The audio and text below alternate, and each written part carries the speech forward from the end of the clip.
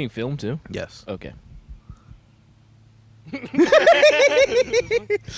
Welcome, Seth, to the hot seat. But you know what? I'm on your hot seat, matter of fact. So, Alex, what is your favorite Sonic game? That's how we started. Sonic game? You're singing the Sonic Heroes theme. Probably the Sonic Heroes one, where you could be Sonic, Tails, you could be this alligator guy, this ninja guy, you could be Shadow. Yeah, I think they had the most characters I remember. Oh yeah, and they were pretty easily. diverse. And second from that would be the Sonic Werewolf one.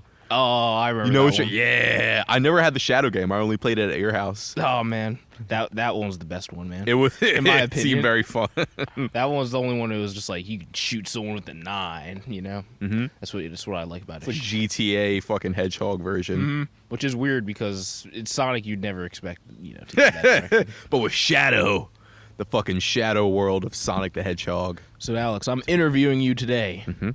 This is about to be the best interview ever because I've known you for such a long time, Alex, and that's true. why no one can give you an interview like me, Alex. I mean, me, Dallas, and Chubbs. It's true. A very personalized flow. So, Alex, what were you thinking the moment you jumped off that rock in Maine when we were hanging out? Wait, was that the one where I maybe had my eyes closed? Yeah. I'm not sure. That was a very eye-opening fucking experience, bro. Because I recognized, like, oh, there's this method I'm using to overcome fear, but that method is... Sometimes that's what you need, though. So, yeah, sometimes. A weird rage, and tossing you down. But after... Ooh, hold on. You mind bending that down so it's not covering your old pretty face? Yeah. Wouldn't want that. Mm-hmm. to be covered up. Yeah, man. You know what? You don't even want it? Fucking put it like that. Boom. Cool. Yeah, I think I was just going re-mode. Re-mode? Uh-huh. But I Oh, learned retard. after that it seems better. No. It's not exactly what that means. But I found out afterwards that it seems better to... You I don't were in know. a safe place, though. Dude, you know how, Oh, no, I almost hit my head in a rock. What do you mean? Nah, you weren't really. Because I'd searched, the area around, and it's like... It was like one of those things where you can go down so deep that you don't want to keep going down because it's scary, you know? Mm-hmm. Like when you were at the beach, a week or two ago, you went out so far that you couldn't touch the bottom, right? Mm-hmm.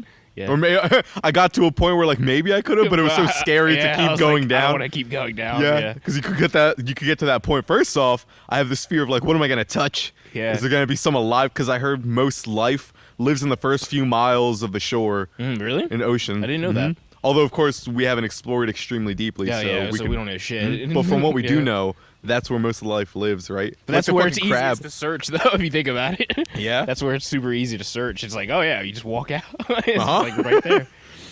Oh, that was spoopy. Dude, they don't know what the fuck's in the ocean. I've heard fucking scientists say before that it's just like, oh, this species is extinct. It lived a long time ago, but then all of a sudden it just pops up on the shore just because it was just under, 2 miles of water or some shit for I was the just longest listening time. to this Nat Geo podcast the other day, and they were talking about exploration in the ocean, blah, blah, blah. A fish they thought was totally extinct, they ended up finding when they had a new diving technology. It was only 100 meters below where they've been typically searching, and that so was where it hard. lived. Think about just being under, even 100 meters of water. That's so much pressure. Mm-hmm. It's so dangerous. That's probably one of the scariest ways to die, in my opinion, just being a scuba diver. Being that fucking just, exploded from the inside. I don't even know exactly what happens. There's a bunch of ways you could die as a scuba diver. You could be eaten by a fucking shark. You could be, just ripped apart by the pressure. You could be fucking just suffocated because you run out of What does being gas. ripped apart by the pressure look like? You get this thing called the bends. I don't know what it looks like. I know it's just you have so much pressure on your body from the water, and then when you relieve it too quickly, it's just really bad for you. I don't know why. It's I've just, heard people maybe faint, Yeah. but you ever see Guardians of the Galaxy? Which the first one? Mm-hmm. Yeah. When he's out in space without a suit and he starts to die from That's why I imagine it would be like. I something wonder, like that. I wonder if that, or then maybe they made it PG-13 and in reality he would have been ripped apart very immediately. Yeah, I wonder what would look. I feel like in space you'd freeze or something, right? Because it's really cold, right? I think that's part of what's starting to happen now that you mention it. Because low pressure and being cold is actually a similar thing. Usually it's just low pressure and cold usually go hand in hand, and high pressure and heat usually go hand in hand too. Pressure is something I understand so little of, pressure and vacuums. Yeah, me too. But I just don't know how you would die first in this like vacuum of space. Like you definitely eventually suffocate because there's just no air. But that's probably what would kill you first. It's probably not what would kill you first. I heard there's always pressure inside of your body that's pushing out, but it balances out with the pressure of the atmosphere we're currently living in that's pushing against it. Could be totally wrong about this. But in space, there's not nearly as much, if any, pressure pushing downward. So you might just start to expand and literally like rip yourself apart from internal pressure. I can see that. Just like all your pores just like are releasing as much as they can until you just like... And I hear they give astronauts cyanide pills or some equivalent suicide pills in case their suits rip. Dude, I heard dying of cyanide poisoning is a super like horrible way to die though. Like I heard it's like not like a peaceful. Like I heard it's like it looks peaceful, but it's actually a painful way of dying. Mm-hmm. Like I've heard it's just like your muscles just like start like relaxing, and then it's just like you just can't breathe eventually, and then it's just like your heart just stops working. Yeah, but it's like you're conscious through the whole thing. Muscles start relaxing. Yeah, Did you ever see super relaxer? like a movie version of someone choking to death? There's one that like scarred me. A movie version? Yeah, Game of Thrones. Joffrey, the spoiler alert, the one of the fucking kings. He's like the dickhead king in the movies. Joffrey's a little guy, right? Yeah, no. That's his uncle. Not Joffrey. He's like a make fun of teenager midgets. who ends up becoming king because his dad dies. But he's very like narcissistic asshole, all that jazz. And someone ends up poisoning him, and it's like a choking poison. So you see him like, and he starts getting really blue, like the veins pop in his eyes, and it was fucking one of the scarring deaths to watch in Game of Thrones. Choking to death. People like to think of that as like not as painful of a way to go, just because it's not as visually exotic. It's not like I bludgeoned you to death with a hammer. But honestly, getting bludgeoned to death with a hammer might be more peaceful than fucking. Like, yeah, cause shit gets weird on heavy impact, man. Like when I fucked my leg up, it didn't hurt on an impact, like at all. Like just the shock immediately, the adrenaline that shot through. So I imagine if you get one good whack with a hammer, it might just numb the person. For sure. I wouldn't be surprised. Mm-hmm. Yeah, bludgeoning.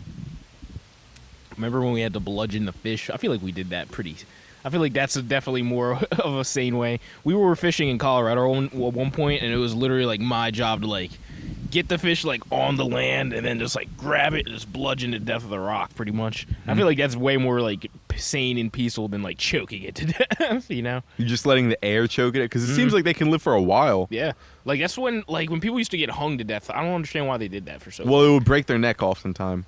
That was when like it did it. Yeah, but when it does it, it's so painful. Dude, there's a hardcore history podcast. I think it's called Pain Fontainment, something like that, where it breaks down a lot of executions in a period where there were a lot of them, and it was like it was the thing to see.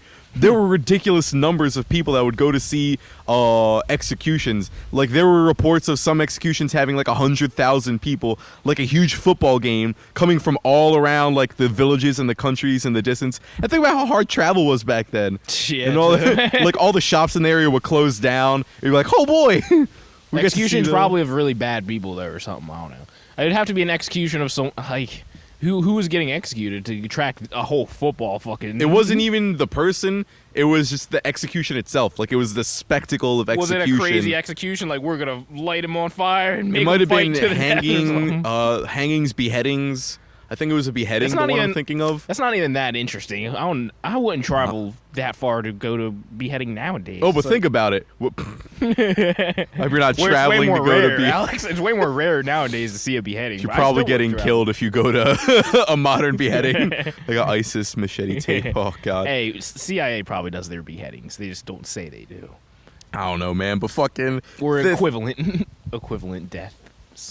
That makes me think of like torture, and are there instances in which torture is ethically is it a good thing to do to get the information? Like the example that pops into my head is there's a kid. The kid was kidnapped. It's a really hot day. It's a baby. They think he's locked in a car, and they find the guy. Like it's a very obvious guy. It's like a large black dude with very blonde afro and like heavy set. So it's like you're not gonna mistake many people for that guy. And they find him. They're like, "Yo, where's the kid?" Guy's like, "I don't know what you're talking about. I didn't find a kid."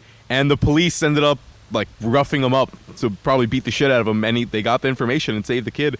When it's like time is of the essence. This is like in the next 20 minutes. Did that happen one time? Yeah, that was in Switzerland. Damn. It wasn't that long ago. Really? Yeah. Well, I think Switzerland. in that case, it worked, but it doesn't work reliably. That's the only problem. That's a weird thing. 'Cause what if he told him false information? Well, we're gonna Just keep to stop beating the you. pain, yeah. And then what if it was just like he's just some mentally ill dude who like put the kid in like just some room somewhere where the kid's really not in harm's way, but then you end up like beating the dude to death just trying to get information out of him. That shit like that happens sometimes just by accident. So it's like, well, really, you're worse than the guy at that point. Then there comes to like a question of time pressure and how much time do you have to figure out this information and all that. Because I couldn't really imagine any other way of going about finding that info really quickly. Really quick. That's the thing. When the time is of the essence, And like the sometimes, probability like, of it being true, probably goes down when you're forcing it out of someone. Because it's like, oh, I just want pain to stop. yeah. Man, pain. Such a weird thing, man. Kind of reminds you of like the mentality of like I'm hitting my kids. It's like that works really well if it's like time is of the essence. Like I don't have time to explain everything to my kids. So it's like get the fuck out of the road. You're gonna like get hit by a car or some shit like that. Where it's like that makes more sense. Like yelling but it and doesn't screaming. reliably work. That's Dude, I was in the car with someone. I won't say who, but they were falling asleep at the wheel. And it's one of those where it's like they don't believe they're falling asleep. It's at like the I was wheel. too sleepy to even realize I was falling asleep. It's like, hey, like pull over. We'll switch spots. Like, no, I'm fine. Huh? And like you feel it swerving. I'm like, and at a certain point, I just snapped and I just started screaming at the part like, pull the fucking car over before we fucking die. And they're like, and then there was a few moments of silence. Like, do I get mad at you? Yeah, just pulled over. Yeah. People are crazy, man. It's wild. It's so weird, dude. There's a weird thing that happens when you get really sleepy too. Yeah. Like the things you care about change up. So, like for example, here's a fucked up thing to say, but I mean it's the truth. Just to analyze this sleepiness for a second. When we found out what happened the other day, like they got the call. Oh yeah. 4 a.m. I was so tired. There was a part of me that was like, I feel so shitty as a person saying this, but I was like, let me just go to sleep, get my leapy Z's in. And we're like, no, this is super important. Yeah, I realized how important it was before I had even fallen asleep, so I was like fucking super on edge, honestly. But I realized like it's like I remember hearing your phone ring and I was like, I think Alex just might be too sleepy, and then Chubb started calling me, but then you called him back, so it was fine. But yeah, I mean that happens once you're fucking like so deep into sleep. It's like your brain doesn't even realize where it's at and stuff like that. Doesn't realize how serious anything is. People can start putting feet on you and you don't even care. Yeah, That's it. yeah. That shows how tired you were. The fact that you were just like, I'm just gonna sleep on this bench. Anywhere unconscious is better than being conscious. Yeah. When you hit that level. Yeah. Which is so weird. There's a part of me that was always happy, like excited to go to Hell Week. There's a part of me that would like to experience deep sleep deprivation. Like it's a week and you're only getting about 5 hours of sleep for a whole week. You can do that now. It's not safe, but you can do it. I've heard of people doing it, and it just gets fucking like you will die eventually if you just so keep weird. going, which is weird, right? That you die of fucking sleep deprivation eventually, because it's like you go before you die of sleep deprivation, you're so likely to die from just like all the things that are dangerous around you. Like I walked into traffic. I hit my head on a corner. It's like why I tripped. Why'd you trip? I just fell wasn't. asleep. Yeah, exactly. I've heard people falling asleep standing up. Exactly. Dude, I've heard of people in concentration camps where the torture method would be you're not allowed to sleep and you have to stand. And the guard would watch you. But the people would sometimes, there were stories of people falling asleep standing up. Like they found a way to have their eyes kind of open and not fall over some fucking how. And they would be asleep. It's pretty funny. Uh-huh. You gotta find a way. Yeah, once you're that tired, it's just like I'll work within these fucking shitty parameters, but having the lowest fucking level of like consciousness I can. Dude, you know what's fucking crazy? I heard it's easier to survive long exposure to extreme cold than to extreme heat. That makes sense. Which is so weird because the first few instances of being in cold seem much more uncomfortable than the first few instances of extreme heat. But like if you go half an hour into it of extreme heat, you start getting like kind of You need fainty. water. That's the thing, because extreme heat, there's a water requirement. You always need water to keep you from fucking dying. Like think about Wim Hof, like him and like you're not gonna freeze him to death, reasonably speaking. Like, you just almost can't. Dude, you know, he's called the Iceman, but he did a marathon in the desert, like in the heat zone without water. Like, so we should call him Temperature Man or something like that. But he's just like cool. self-regulator man or some shit. Yeah, I don't know. That's how he describes it. He's just like, I don't need fuel to fucking do things. That's it. He says when you learn different ways of breathing, and it's not just breathing. It's interesting. There are other ways he's done it. Yeah. Because there are times where it's they put him into a lab and they say, all right, heat up your hands, but without any breathing, or heat up different parts of your body without breathing. And he wasn't sure if he could do it. But somehow, it's like he's mastered placebo, or I don't know if mastered, but he's gained control of the placebo part of yourself. At least for fucking not being affected by temperature specifically. Yeah, I don't know how wide that. Yeah, it doesn't go for everything. It's like if you challenge, if Tony Hawk challenged him to a skateboard match, it's like he's gonna fucking lose. But there are definite limits. Yeah, it's like the Goggins mentality. I kind of heard Jocko talking about. You know what's funny? I've never heard Jocko really talk about Goggins, and I've never seen him on the podcast. And I wonder if there's some weird not talked about beef. Like, I don't know, because like that's such an obvious golden setup. I would imagine. Oh my god! Who do you think would win if they fought, Alex? To the death. There's a fight. Okay, let's think about fucking some parameters here, though. Where at? Like open field, like infinite field, grass. We'll say like the sidewalk, like the street. Like, oh, okay. Let's just go on a right outside your house. Yeah, yeah. Let's say we're sitting outside your house smoking a joint. There's a part of me that says Jocko because of his obvious incredible training in the fight world, and there is a point where it's like when I've grappled, for example, people who are very fit but they don't know about grappling, it's surprisingly easy at times to manhandle them because they just don't make a decision fast enough that's smart enough. Yeah, they don't even know. They don't have the mind for it. Yeah, that's weird. Yeah, but then Goggins, he has that crazy mentality, and then cardio, and he has some martial arts experience, not as much as Jocko. Like Jocko said, probably with a lot of truth to it. I know the people who can beat me up, and like they're in the UFC, like, which is, I doubt that's bragging. Like, so I think Jocko. If I had to bet, I'd say Jocko, but there's a part of me that's not sure, because Goggins just his cardio is ridiculous. He's just well-rounded, very fit, and his mentality, which I find is a huge thing. Like, that's another person where it's like their placebo is really strong. Or just their belief. I don't know. I just call it will. I feel like fucking Wim Hof, he could just do that shit because he just believes he can do it, and he just has a lot of will towards it. I feel like it may just be almost that simple. When Wim Hof was going into the heat up part of your body experiment without breathing or moving or anything like that, he said beforehand he was in his apartment, and he was just doing breathing and just kept repeating a mantra in his head until he was like locked in and totally believed it. Like, I will do this, I will do this, I will do this, whatever it was. And then he kept doing that till he reached a point, he said, where he felt like, all right, all of me is invested and believes that it can do this thing. And then he's like, all right, I'm good to go. I'm fucking game ready. Have you ever felt like that in your life, Alex? When have you felt like that, where you've invested all yourself into maybe one of a few moments or something?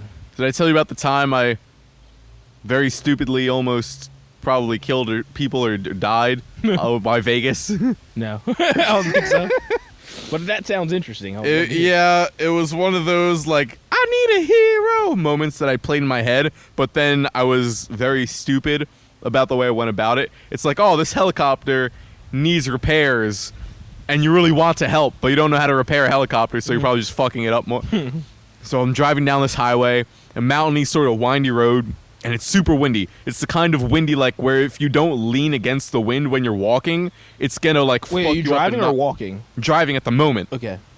And there's a turn where you can't see what's after the turn, you know what I mean? Yes. Yeah. And so when you're going through that turn, bam, there's like a car with hazard lights on. I'm like, oh shit. So I turned to get out of the way, and I recognized there was this guy who was blocking off the road because there was a construction sign that was like knocked over in the middle of the road. So I guess he was just waiting for emergency services to come, and he was blocking off the road in the meantime.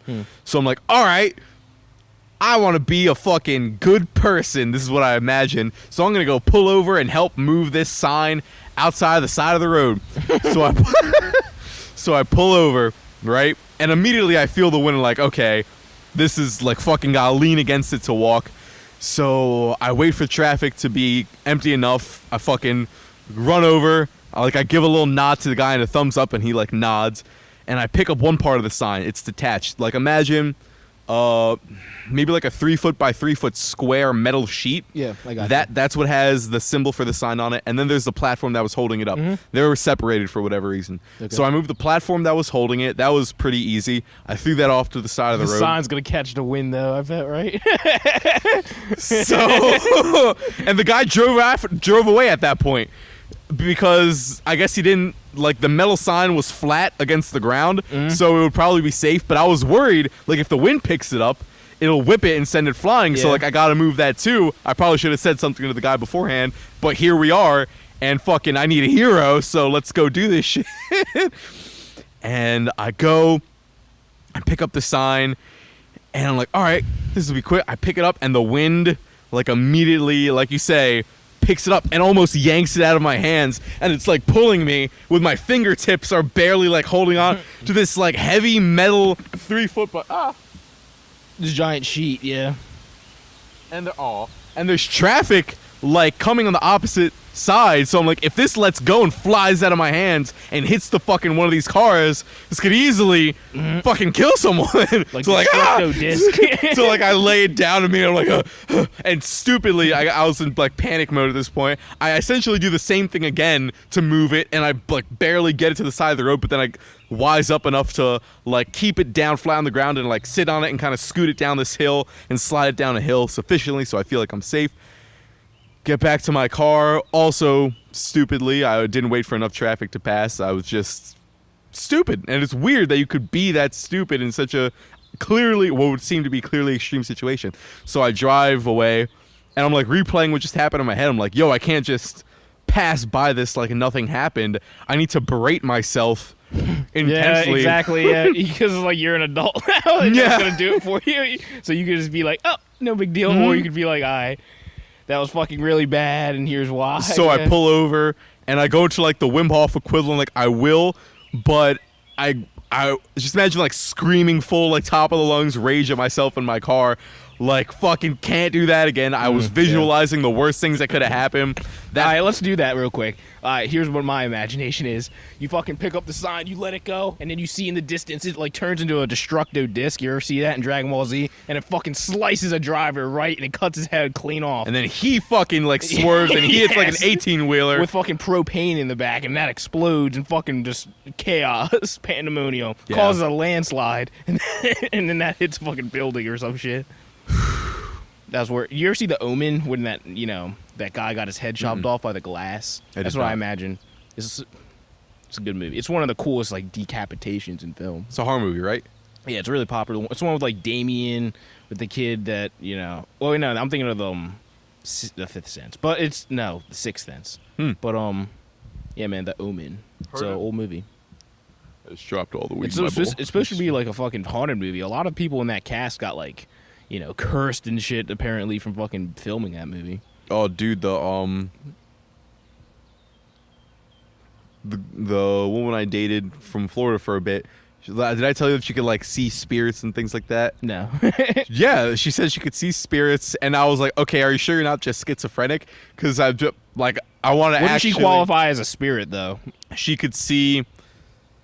Do you count a fire as a spirit? Like, look, there's that spirit. No, she said she'd seen like black like forms, and sometimes she'd gone to like haunted places, and she's seen like these black moving sorts of shadows, and she could see them tangibly there. I mean, that sounds like a fucking what's it called? A hypnagogic hallucination. It's kind of like a lucid dream when it's like you're like asleep and then you wake up, but you're not completely woken up. Sometimes I see. Well, shit she's like seen that them multiple times in different situations. She's also seen spirits that like come to her and like will talk to her that are like have old clothing on them and will kind of want something, but she usually just ignores them. Like it sounds like schizophrenia, but apparently her parents, to add on to this before I go into the next part, she also apparently has premonitions sometimes of people gonna die, and then they'll die.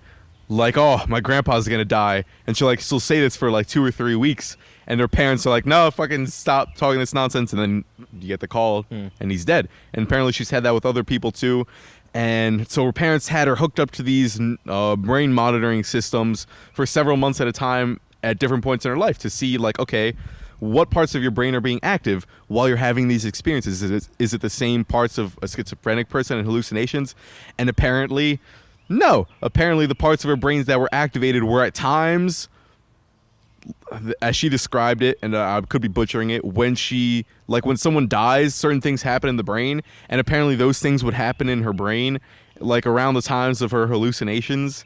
So I don't know. That's one of those situations where I used to just kind of dismiss the spirit talk and ghost shit. Like, people are just hallucinating and then justifying it afterwards. But then you hear something like that, it's like, Yeah, man, some people are just psychically powerful in certain ways. You know, it's hard to really tell. Yeah. It's hard to really tell. Sometimes people are, just making up bullshit, but a lot of times I feel even in my own life, I felt like clairvoyant in ways. Like, I just knew things I almost shouldn't have known. Like what? Like, I felt like connections to my parents before. You never hear people say that, like, oh, if you do LSD, you just feel like you just keep attracted to each other. Like, I've heard other people say that, where it's like, yeah, that's kind of like that. Like, I don't know. I feel like there's ways of knowing things that it doesn't seem like you should be able to figure out. I believe in, like, I believe it's outright possible to be clairvoyant. Like, What is clairvoyant? It means it's like I could figure shit out that I just doesn't seem like I should be able to figure out. Well, like, I've heard of... Like, I could just guess what fucking underwear, like, what color your underwear is right now. Just like, oh, well. It's like, if I just think about it hard enough, like, and I actually will guess it. There's a great TED Talk from a guy who was in the CIA, part of CIA experiments, about ESP. Yeah, it's like ESP. Mm-hmm. And he said there were legitimate examples, which apparently CIA has records of, and you could just look it up if you're curious.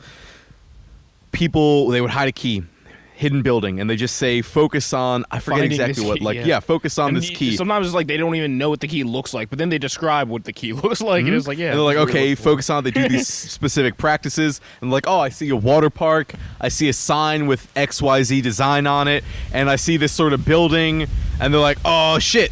The key was hidden in this building across from a water park and this sign. And this person wasn't even trained in it before. This was like a random person they brought in. Yeah. Apparently didn't even need much training in it. Which is why, dude, going back to Wim Hof for a second, people asked him, like, how long do you think it would take you to train someone to have your same cold resistance effects and be able to, like, climb a mountain in shorts? And he said, give me 3 days. They were expecting, like, weeks or months. Like, no, give me, like, 3 days and we're good to go. And he's done it. He's done it multiple times with people where it's like there was this potential we had where you could really quickly activate it if you simply knew the right, like, Minecraft to make the portal into the Nether. If you just have these specific tools and you know how to put them together. The Nether might be different because those tools are difficult to get. I know what you're saying, though. It's just like, if you just know what you're doing, it's fucking way easier. Which is weird to think that we have all this potential within us to do these incredibly unimaginably impossible things, and all that we're lacking is just, in Wim Hof's case, breathe a little differently. Well, it's not just that. It's also, I believe, like, breathing and believing are very similar. Yeah. Because he's good at hyping people up. He's like, we're the fucking modern gladiators going to war against, like, fucking mental health or mental disease and shit like that. That's actually kind of true. Yeah, with that his is breathing technique specifically. Austin's texting me. Fuck Austin. Podcast. There's a lot of justification for that being like the modern war, or the modern. See, I feel like we're too war fetishized. Yeah, maybe that's part of the reason why we have so much fucking mental health problems. Yeah, but I would like to replace the war with like the storm, the dragon, the hunger, like the 4 horsemen of the apocalypse sort of thing. Like everyone has their equivalent to. There's this extreme catastrophe that you have to fight against in your day and age, and whether that could be literal war, that could be mental health, that could be you're hungry, that could be this disease, etc., etc. And I feel like our modern time, mental health is a big one of those. Yeah, it was just because it was just so underappreciated up until this recent, decade or two. Like, look at the newest Spider-Man movie. Like, it was like I said, it was like a low-key, like, yeah, I'll hit that in a second, but it was like a low-key, like, mental health awareness kind of movie. Yeah, Just because like all these villains who we beat the shit out of Yeah. in the past, all we really needed to do was change this little part of their brain. And that goes back to like how our prison industrial complex works. It's like very punitive after you're like above a certain age. It's very punitive. It's not like about rehabilitation. It's just all about just punishing you. Just like, oh, you did the thing that I said you shouldn't do, you're punished. It's not about actually making society good, actually, because that person's eventually going to have to go back to society unless you lock them up your whole life. Yeah, and then a lot of jobs don't want to hire Yeah. them. And I've heard of some organizations, although this may not be the norm, this may be the exception, where they specifically seek out ex-cons Yeah. and I have give them ex-cons work working and- on my job and shit like that. It's like, it's not impossible to find work as an ex-con, but Just it's probably hard. much more difficult. It's Yeah. harder. Yeah. And if the main reason you went into crime beforehand was for money, and then money's Yeah. now even harder to get when you get out, it would seem to make a lot of sense that it would be a loop.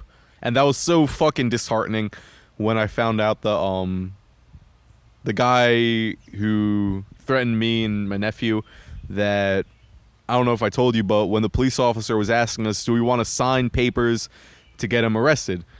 Like, I didn't want him going to prison. I wanted going to a mental health ward. Like, no. Do you want him punished or not? Well, and what he said was, if you don't sign this paper, we can't arrest him, and we have to just leave him here. Like, that's the law. We didn't specifically see the crime. It's based on your report. And if you don't sign this paper, we just have to drive away and leave him right here where he is right now.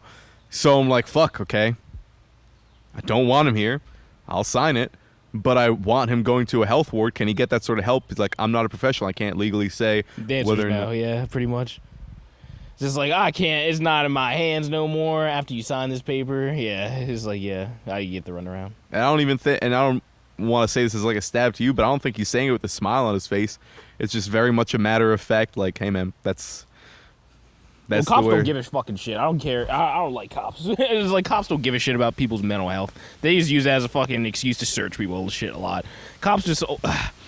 if a cop... Are you saying the justice system or the cops as individuals? Cops, both. They're... man, I have to pee. That's a problem. You pee. That's fine. Did you hear about what happened in that mass shooting? That mass shooting recently in Texas? I heard parts of it, yeah. Like, Yeah, the man. cops didn't want to go into the building for a while. And they were fighting the parents.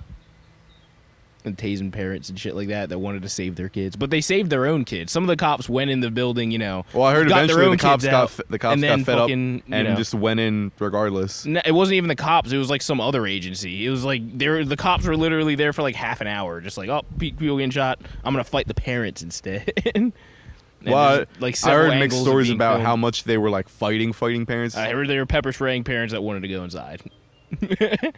Just like, I don't know. Cops are useless fucking assholes a lot of the time that are just Dude, fucking but- siphoning a ton of money from people. I don't know how much. Why are you putting that so much on the cops themselves? Because when I Because they're look- pussies and they shouldn't have signed up to be a cop if they weren't ready to fucking do it. They weren't ready to take a bullet to save a bunch of kids getting killed in their school. They really shouldn't have been a cop, in my opinion. why do you? Why are you assuming Because they're... it's cowardice that stopped them from going into the building and not trying to get a lay of the land, the situation, trying to get some sort of strategic information before you go into this very dangerous situation? Like, is he holding hostages? Does he have demand? Like, what's the situation worked out here? And maybe it's just a clusterfuck, and the systems Dude, it took them weren't. like half an hour. They were out there for too long while kids were getting killed. That's my argument. I don't disagree with 'Cause it's that. like, you know but what? what I'm saying is, when you assume it's out of cowardice from the cops, that part that seems to me like a leap in logic. Like, maybe they're just so poorly functioning as an organization. Maybe there's many other maybes, but maybe they're just so poorly functioning as an organization they couldn't get their shit together fast enough. A lot of chaos started happening. People That's what couldn't figure cowards out say what a was lot going about on. Cowards say that a lot, dude. I couldn't get my shit together quick enough to do anything in the moment. It's like, yeah, this is because you're a fucking coward. You should have stopped the kids from getting killed. You were just like too worried about, I need to make sure I'm safe. It's like, yeah, but in the meantime, kids are just getting killed, and but then you're a fucking tough guy against the parents that want to stop, that want to fucking actually go do something. It's like, no, I got to stop you because then you're doing my job, and that makes me look bad. It's just like, it's fucking, I don't know. Cops are just fucking assholes that just are the toughest thugs around that just can siphon the most tax money around. I don't know. This is the one chance in that area, though. I heard someone say this is the one chance in that area that their giant police budget is actually gonna maybe justify itself, and it was fucking useless just because it was just like, oh, we're too scared to go in the building. We have all this like tactical gear and fucking expensive shit that the taxpayers pay tons of money for, and it's just like, oh, well, when it's actually time to use it, we're pussies and we can't use it. It's just Why like, do you think it's fear? because they waited so long outside the building, and it was literally just like, oh, well, we can't go in. Why? There's an active shooter. He'll tucker himself out. It's dangerous. You know, cops really don't. Wait, is that what? Or where are you getting this information that they said that he'll tucker himself out? Oh, no, I'm just making that up. It's just like, but they waited fucking like half an hour, so it's like, what else are they doing? It's like, Alex, does it make sense? Someone's shooting your parents in the house. All right, well, we're gonna set up like a perimeter, like around the house. It's like it doesn't make sense. Like, if you want to save as many people as possible, you literally just have to rush in there with teams of guns and just kill the guy. That's literally the way you do it. It's like, oh, well, I could try to survey, but while you're surveying, kids are gonna get killed. So it's like, if you want to save as many people as possible, you don't waste time. But that it's seems like to me a It's like different you don't waste time. topic. That what I'm asking specifically is, why do you think it was fear that was stopping it? Because I'm trying to get at the core reason of what was stopping them. I just think cops in general are just cowards, just like on average. I just feel like they're just like hungry for power, and they're just like, there's not as I don't know. I just don't really. There's been so many situations I've seen where it's like, all right, the cop has the opportunity to step up and protect somebody in harm's way, and it's like, oh, well, I'm gonna protect myself and blue lives first. It's like a lot of cops do that. Not all of them. A lot of them do, though. Why do you say a lot? I think more than half. Just like, huh?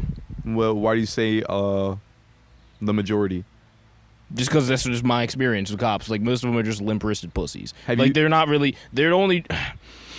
Like, the fucking. You know, like, cops have, like, a reverse IQ test and shit like that. Like, the job of a cop attracts people who have, like, a chip on their shoulder, who, like, just want, like, really quick powers and position in fucking society. Like, it kind of attracts people who really are kind of like pussies, honestly, a lot of the time.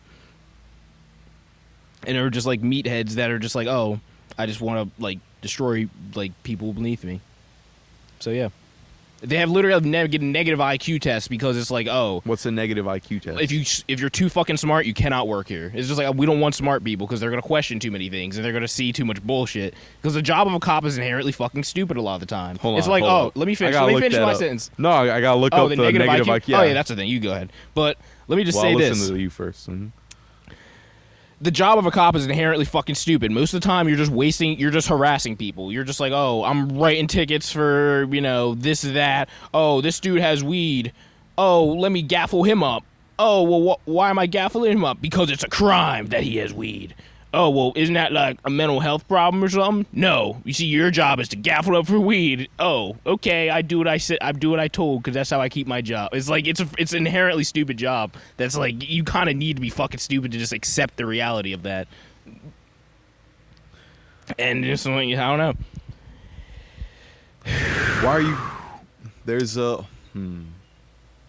I feel like they're I'm not just really wondering changing where their you're mentality getting without your information from, and you say your experiences. Are you talking about stories you've heard throughout your life? Are you talking about some statistic about like cops being analyzed on, I don't know, a psych test, or the majority of stories collected of all cop experiences and the majority of all arrests of all cop experiences tend to lean towards these sorts of arrests and these sorts of experiences? Or are you talking about individual stories you've heard? all the above, almost honestly, of what you said. Where do you get the statistics from?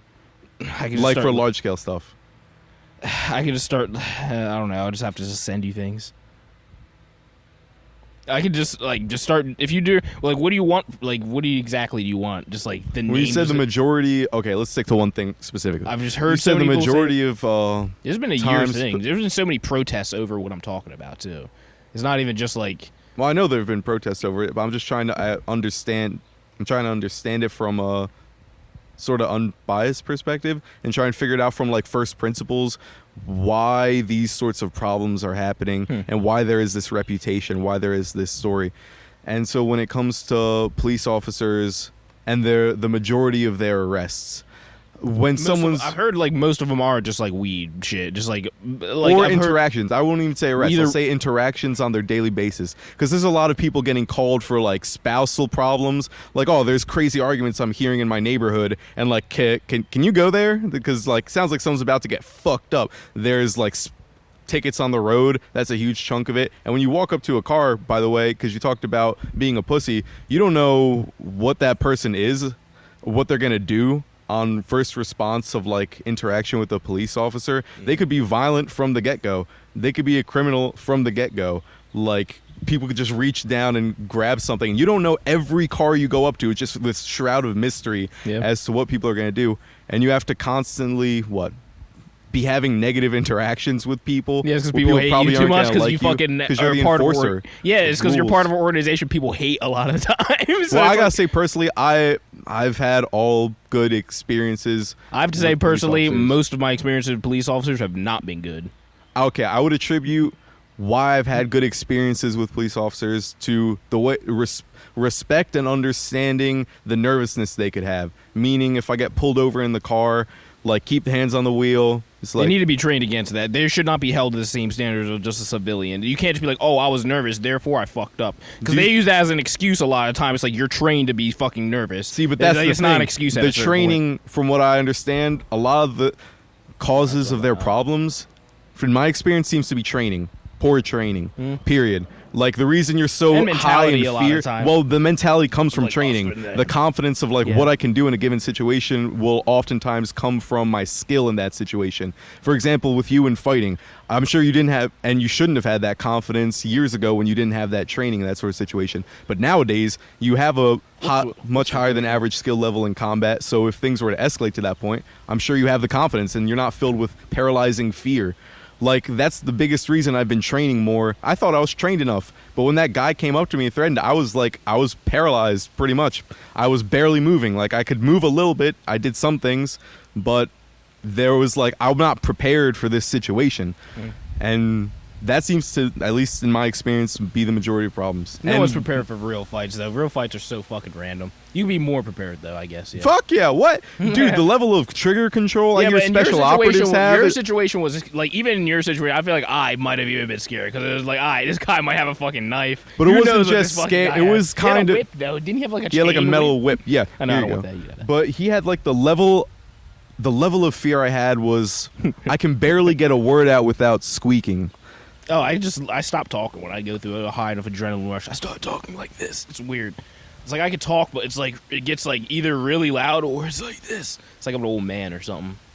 And it wasn't aggressive. I was defeated first in the psychological battlefield with that guy. And even if I'm physically more capable than him, I was so weakened by that initial overwhelming psychological edge. That was maybe even spiritual edge. Yeah, man, that was so real. Mm-hmm. What is spirit to you, Alex? I think the psyche and the spirit oftentimes like overlap in their definitions. Overlap? Mm-hmm. Because I've been looking into that a good bit over the last few years. So you think your spirit is largely part of your brain? Like, a lot of time when people describe spirit, just the definition of, you go on Google, it's something along the lines of the seat of your emotions. Like, this is where they come from, the core, which is your emotions. That's what you love. That's what you hate. That's your feeling, the spirits that take over you, things along those lines. And if you replace the spirit with psyche, the mind, and I wouldn't be surprised if there's plenty we don't know about it, and maybe some sort of spiritual thing that never mind, that's a tangent I don't feel like going down. But yeah, man, the psyche. The psyche, the spirit. Yeah, I always thought of it as basically like that. I always thought of spirit as like morale. The will to do something. Yeah, you almost like attached to your will too. It's weird how you said you had that girlfriend that had psychological powers or something. What do you think she was? She could tell if people were dead or not? Could she do anything else, Alex? So there were times where she had premonitions about people dying. There were spirits she could see, things along those lines. That's what I remember. Yeah, I feel like at times my parents have been watching over me. I don't know why. I just feel like they have. I feel like I've heard stories of people like, oh, I'm thinking about this person I haven't talked to in a long time, and then they just call me. Yeah. And like, oh, I was thinking of you too. And shit's weird, man. I've heard people say that there may be some way of like literally being telepathic and talking without words that maybe we've lost along the way as humans. That really makes me think of the like prayer and the wide world of Meditation. spiritual activity and meditation, things along those lines.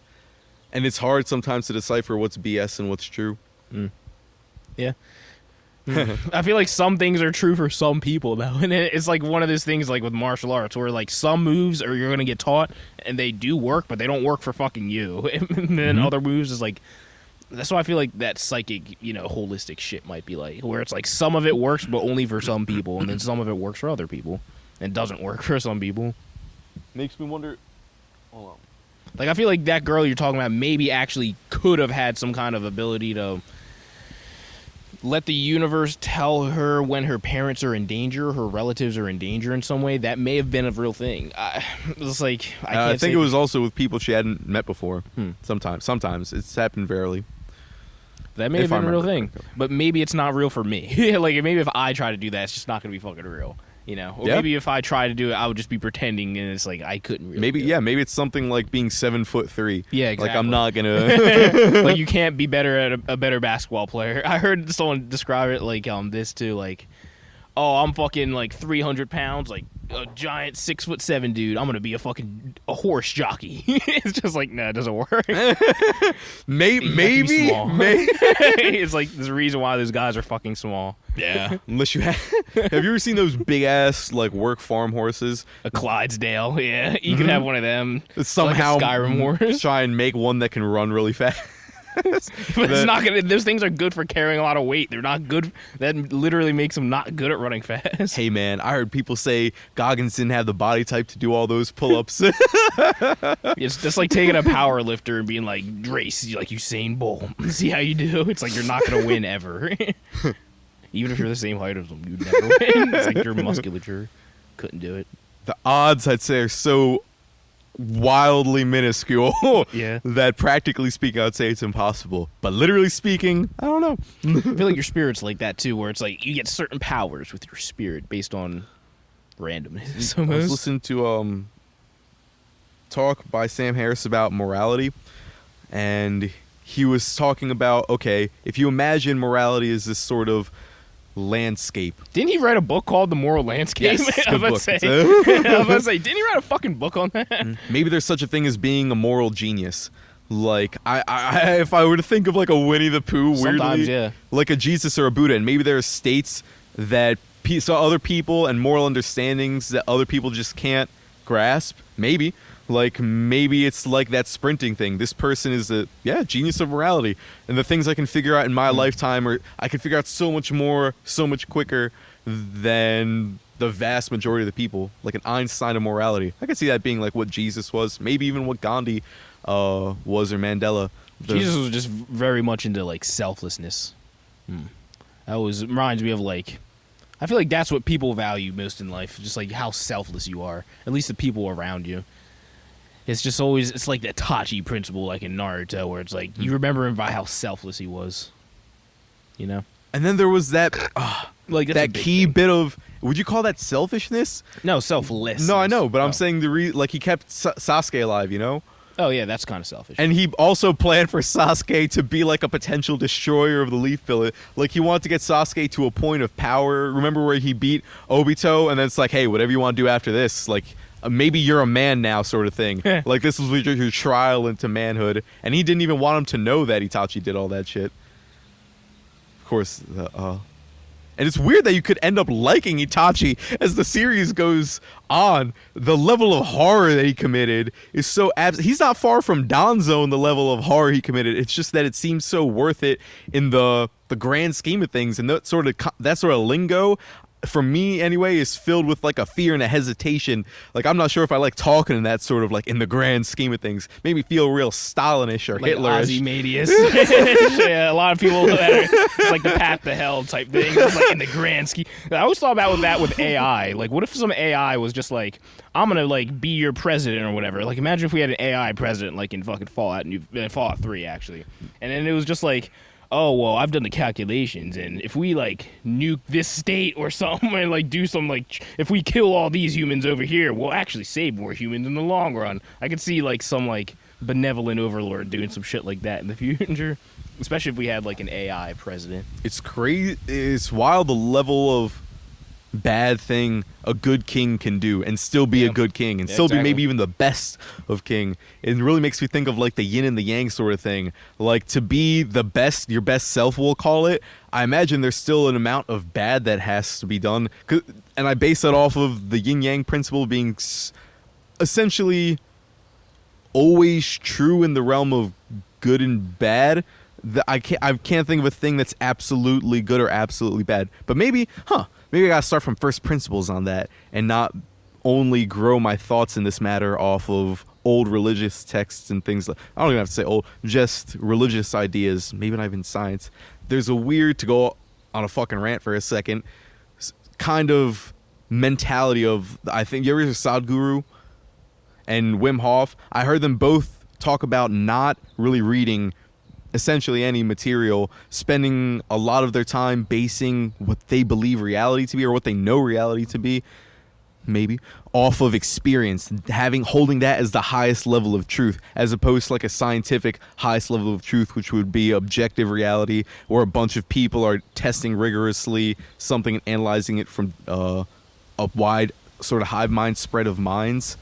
And that's really interesting. It's almost like the Musashi dictum goes something along the lines of action is the highest form of understanding. Like you can have these intelligent thoughts and hypotheses about what exists and what's real that are incredibly well, like high resolution, really well thought out understandings of reality. But if you haven't acted it and tested it, rubber to the road, that seems to be the thing that counts. But then you get into the weird realm of sensory illusion, right? Like the reality you thought existed is not true. Whatever true seems to really be. These wild things, and yet still we seem to always have to exist to make these bets constantly in daily life and to see you said things that as quote? true. Which quote? The one you just said. It was About like action. Yeah. It was in the Musashi book, and I'm paraphrasing. Action is the what? It's like the highest form of truth, maybe? Something along those lines. Most reliable, perhaps?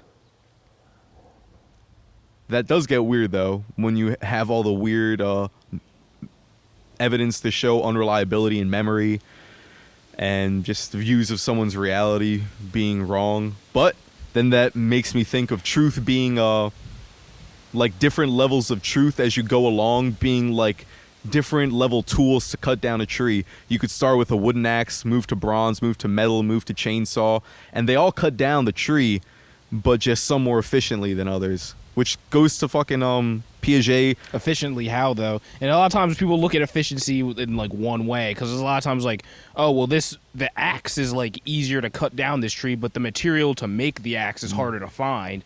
Like in Minecraft, like, oh well, I have a diamond axe, but it's like it's easier to cut down the tree, but it's like it's harder to find diamonds. You know what I mean? Sometimes it's like that, where it's like we don't actually look at the whole picture a lot of times. That's what I always think about, like futurism and like how impractical it sounds a lot of the time for our humanity's future when I hear you talk about these things, you know.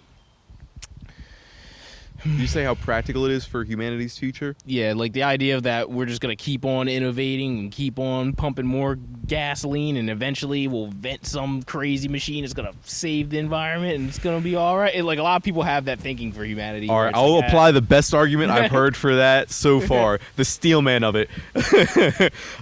Seems important to do. Imagine all the people that currently exist in extreme poverty by how the UN, I think it's UN, defines it. And that over the last few decades, we have been moving more people out of that faster than ever before in human history. That's so bad for the environment, unfortunately. How many potential Einsteins and Teslas exist in these countries where you don't have the time to be an Einstein or Tesla. You need food. That's your great future. That getting food for the next month, getting shelter, getting clothes, not dying from different diseases or wars and crime that's going on around you. And when you free someone up of that, now you have these incredible innovations like the internet, like the, what's it called? Resistor? Something like transistor? Like a transistor, like nuclear energy being developed that have incredibly world-changing implications, and that could be in a positive way. So it's like if we invest in that, create more people like that, give them more opportunity to express these ideas in the world. It's like, see how you're going through so many steps? I don't know. Yeah. It's just like, so then what's the, it always sounds like a fucking alternative? Coke dealer. It's like, oh man, I just gotta buy more Coke, sell some of that Coke, and then I have Coke for myself. And then it's like, I don't know. It's like It could be like an addiction. Yeah, it could be There's like an addiction to argument for fucking that. capitalism, an addiction to fucking overpopulating the world. And it's just like, yeah, well, actually, the solution to, we already don't have enough, food and water for everyone. But you know what? If we keep making people, I've heard we definitely have enough food and water. we for don't have it. people. Well, I and mean, that's the only reason we are. distribution, right? Is Yeah, what you're about to and say? that a lot of but we don't political have the reasons. distribution. Okay, so we don't have the distribution for everyone. And a lot of that is the main reason that's So let's happening is create because more of like people. a dictator putting up roadblocks, and the world is trying to get resources to this Do area. you but think it's just like, adding people to that equation would help that though? It's like, Well- potentially if the genius magic, it's like the magic machine fucking belief. It's like, one day the magic machine will just make everything okay, even though the trajectory doesn't show that at all. It's like the trajectory for the last 100 years has shown like, more fucking population, more pollution, more detriment to society. whoa, Yeah. that's not. Are you saying that's all it showed? You're not talking about increased lifespan, more people being educated, more people coming out of extreme poverty, having more free time for themselves, having less violence. Those are also trends of the last. Those few are also decades. good things, but we're about to start. Those things come at a cost, unfortunately. Yes, they do, and is the cost worth it? That's the question, right? Yep. And then what's the best way to long term and short term. What would you think then? What's your steel man? What is your best argument for what to do about things along the lines of, let's say, climate change or pollution? Yeah, just those two for You now. gotta like rewild and stuff and start fucking blowing up dams and killing all the people who use technology. Just like. Nah, but you honestly do You just might need to get fired rewild too. Huh? So you might get fired now. Hey, it's fine. Hey, it's fine. But honestly, you'd honestly have to rewild to an extent. When you say rewild, I have heard in the an past extent. few decades there's been more Keywords to an extent. People a lot of times when you hear that they go, "But I don't want bugs in my house." It's like that's the first thing they jump through. They imagine themselves just like living in the middle of the woods with no house or some shit. It's like you can still have a house and shit, but like this shit where it's like. The shit where it's like, I import my food from like hundreds of miles away and then I drive it here because all the land around me is just all concrete because I've made it a city. It's like that shit is just not sustainable. Sustainability is important. Humanity has not completely grasped how important that is, though. Just the word sustainability. What evidence do you have that doing that would help? Because you just like use less gasoline and you just burn. We'd be burnt. A big thing we need to do is stop using so many plastics and gasoline. Those two things are the fucking things that are actually like destroying the planet at the fastest rate, I believe. Because those things are just like directly putting cancerous shit in the air and directly putting cancerous shit in people's body and the people and every animal and shit like that in the environment. So that the evidence is just like any gallon of gas you're not burning is just better for the environment. Any fucking plastic item you're not using is just better for the environment. If you just are like living kind of like a more primitive lifestyle, and especially with the population keep going up, you can't just be like, we're gonna have 10 more people, and those 10 people are also gonna live a even higher, more fucking Well, from gluttonous lifestyle. What I It's heard like, it is doesn't that make sense at the a certain population point. growth is slowing, and that's expected to stop around 9 billion. Yeah, but We're at, like, as it is 7.5. right now, is already like we already don't have enough fucking distribution. I said food before, distribution, whatever. We don't feed everybody on the planet. We can't do it. And people are still going hungry. People are still dying of like dysentery and stupid shit like that. So you need to honestly like scale it back to just be able to like, Well, honestly, I don't think there's ever going to be a point though where everyone is okay. Just because some people are stupid, obviously, and they're just going to like. But you should make it so it's at least like. The government tries to make everything okay. Nowadays, it's not even like that. Like, people don't even have fucking, guaranteed food. Well, you can get food stamps in our government. Yeah, so what I have to say to that, okay, It's less people a have been hot dying of starvation. No, I want to cover it. Yeah, I want to cover the dinner. Less people have been dying of starvation over the last like few hundred years, and that rate is going down Probably more of dramatically. obesity too, which is pretty funny. More people are dying of obesity, but more people are not dying of obesity than used to die of than famine. Are you sure? Yes. You sure? Because more people nowadays. A percentage of the population or population? Not sure about that. Exactly. It's like percentage-wise. But if it wasn't, because the thing about how many more, like the population is like almost doubled okay, in the last hold on. 100 years. I don't want to jump away from that topic real quick of primitive. What's the term for it? Primatization. Anarcho-primitivism. Anarcho-primitivism, or just like. What about the fears of the possibilities of if we were to stop using gas and plastics? Okay, all those crime fears, would rise. All those fears are just like, I fear that my short-term life will be worse off, and it will be worse off, but humanity in general will be better off. See, you're very confident about that, but if you're talking about wars starting on like a global scale because now a superpower is collapsing, on the verge of collapsing, and we need resources. That's a huge jump right there, though.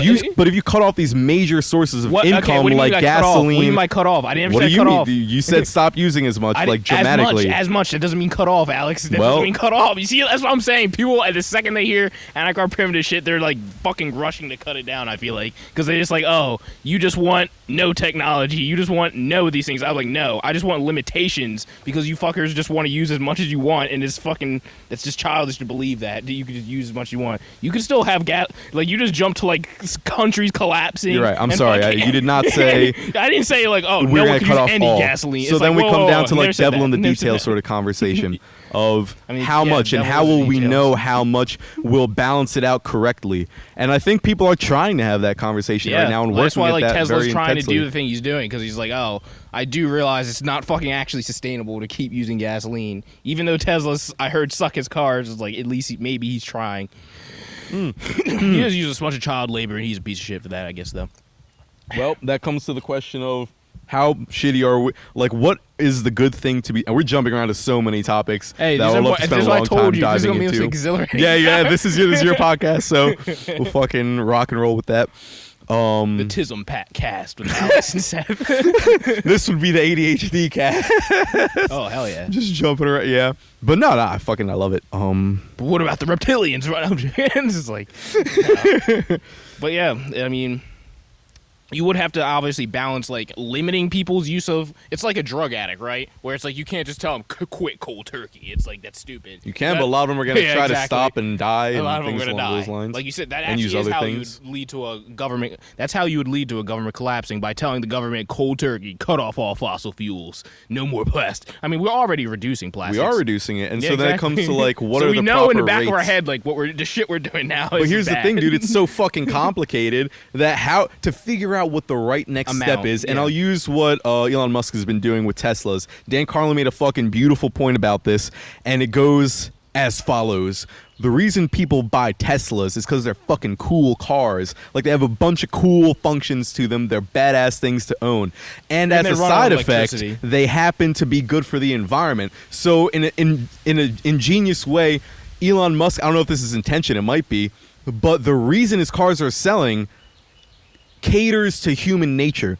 It's catering to people's short-term joy, because a lot of people wouldn't want to, like, eat 50% I'm making up these numbers. This is not what you're saying. Like, yeah, 50% less meat and fast foods and gas and all that sort of stuff. But if you were to offer it to them in a way that they want, then perhaps it makes it easier to do, more likely to happen. Because aside from that, what's the alternatives? Maybe force, coercion in ways that they don't. I feel like the most likely way that we're going to go to anarcho-primitivism is probably like the Fallout universe, honestly. Because I don't feel like humanity's going to change their mind. I feel like they're just going to keep burning themselves out until it's like, oh, we started nuclear war because of our technology, and now it's hurting us. And now we're just forced by nuclear bombs to fucking just live a more primitive lifestyle. I feel like that's the most likely way that that's going to happen. But you could also just, like, slowly... Well, I sure hope not. Yeah, I hope not, but I feel like that's most likely. Here's a cool, to avoid that, here's a very fascinating, I think, way I could help to stop that sort of apocalyptic or dystopian future from coming true. I listened to Grimes talking about fantasies. The artist. Can I pee musician. behind your shed?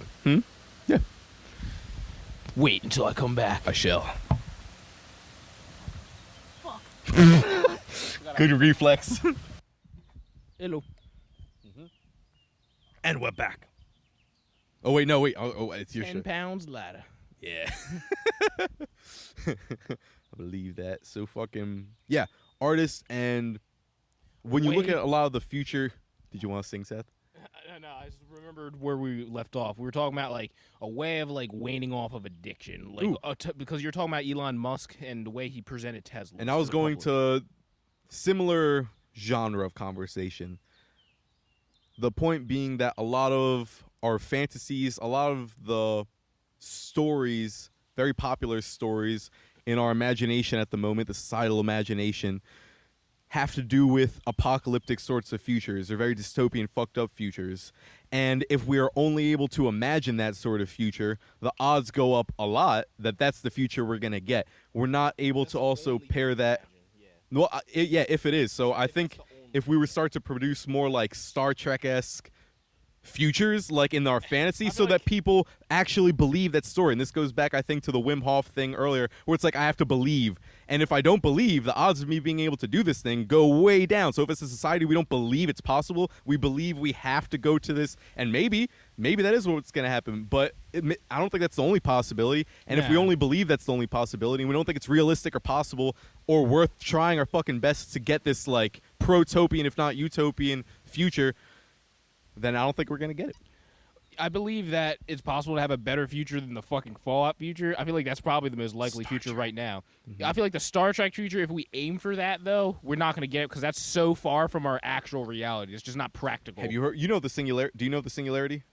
See, like that's like once again magic machine thinking, like I keep talking about. I do know the singularity. Yeah, dude. Think and about that is magic machine. Think thinking. about telling people about the machines amount of do food we have. exist Yeah, exactly. Think about from like 100 years ago. Not even that relying far. on that isn't smart. Relying on it is weird. Like humanity does have a weird ability to like when its back is against the wall, we are almost like magic in finding solutions to things. Well, if you pair that with like the technological advancements, if this is true. If it's true that the rate and intensity at which we've been producing very game-changing technologies, and pollution, if that's going to continue, those fucking technologies, if that continues and we begin to have very advanced AI, which will speed up the rate, most likely at which we, or at least this is according to the singularity, will increase the rate at which we get nanobots and shit along those lines. That would be good for what? Whatever we really wanted to use it for. And then that comes to a question of having enough wisdom to use your power right. But would it be good for actually saving the planet? Because all those things are going to damage. If we used it well. See, like it's once again a magic machine will come along and clean. Let me just finish what I stated. This is like the saying once again, a magic machine will come around and fix the planet after we destroyed it. The history has shown every technology we fucking have come across, well, not every technology, a lot of the technology we've come across, though, has just destroyed the planet and made it worse. And then it's just kind of like, it kind of goes back to that addiction mindset where you might just be going like, well, maybe if I do more. It almost reminds me of like a lot of like artists, honestly, how they like do drugs to make art, and that's how they make their money, and then they need to make more money, but they also need to do drugs to make their art. And it's like a vicious cycle until it eventually kills them. It's like every fucking year, every decade in human history, the pollution has just gotten worse, and we haven't come up with that machine that's just gonna start cleaning things. Different sources of pollution have been going down. And we've known about how polluted the world's been for a really long time. We've known about like this being a problem for a very long time. Mm-hmm. Like before we were even alive. It's like it's not like we haven't been looking for a solution for a while to try to clean the planet, but we found a million ways of making it more dirty and no solutions on making it less, By dirty, I really don't mean dirty. I mean like covered in like, carbon monoxide from gasoline burning and plastics burning. That's honestly what I mean by dirty. Like, it's like year after year, the planet ain't getting cleaner from our technology that could come out to save everybody. It's like, it's just getting more dirty. You could say, like, oh, well, we have to keep going down this path because then we could be saved. But it's like, maybe, but the path has never shown that in the past. So if history is at all a predictor of fucking future, then you have to say this path is just going to lead to more of what it already leads to. What it already leads to. You have to assume that. Two books I would definitely, maybe I should even grab right now, which are called Enlightenment Now, and not like a spiritual sort of enlightenment, like the scientific revolution Enlightenment Now, and kind of conceited sort of title, I think, but it's called 10 Things Every Smart Person Should Know. And these books break down, but these books break down a lot of ways in which we have been improving the world over the last few decades. And part of that is different. I don't remember the specifics, so I can grab them if you want. But some sorts of pollution have been going down dramatically. Not all of them, but some important ones. Sadly, I don't remember the details at the moment. I can grab those books if you want. And a lot of other trends. Violence. When it comes to, there's been like 100 million new trees planted in North America over the last few decades, something along those lines.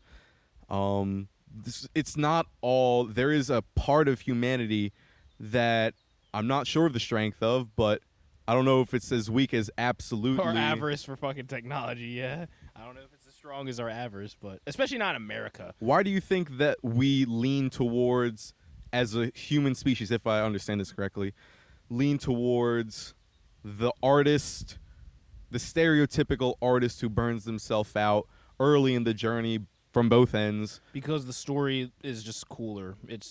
If you want to make the most beautiful story, that's what looks cooler. Just in the moment. In the short term, that's what looks coolest. Long term, that's not what's coolest because it's not long term. That's what just looks coolest in the short term. So wait, so you think humanity has overall thought that it is more worthwhile to live that super high capacity burnout lifestyle? As a whole, maybe. I don't know. I would have to like give a consensus, but it looks like that, yeah.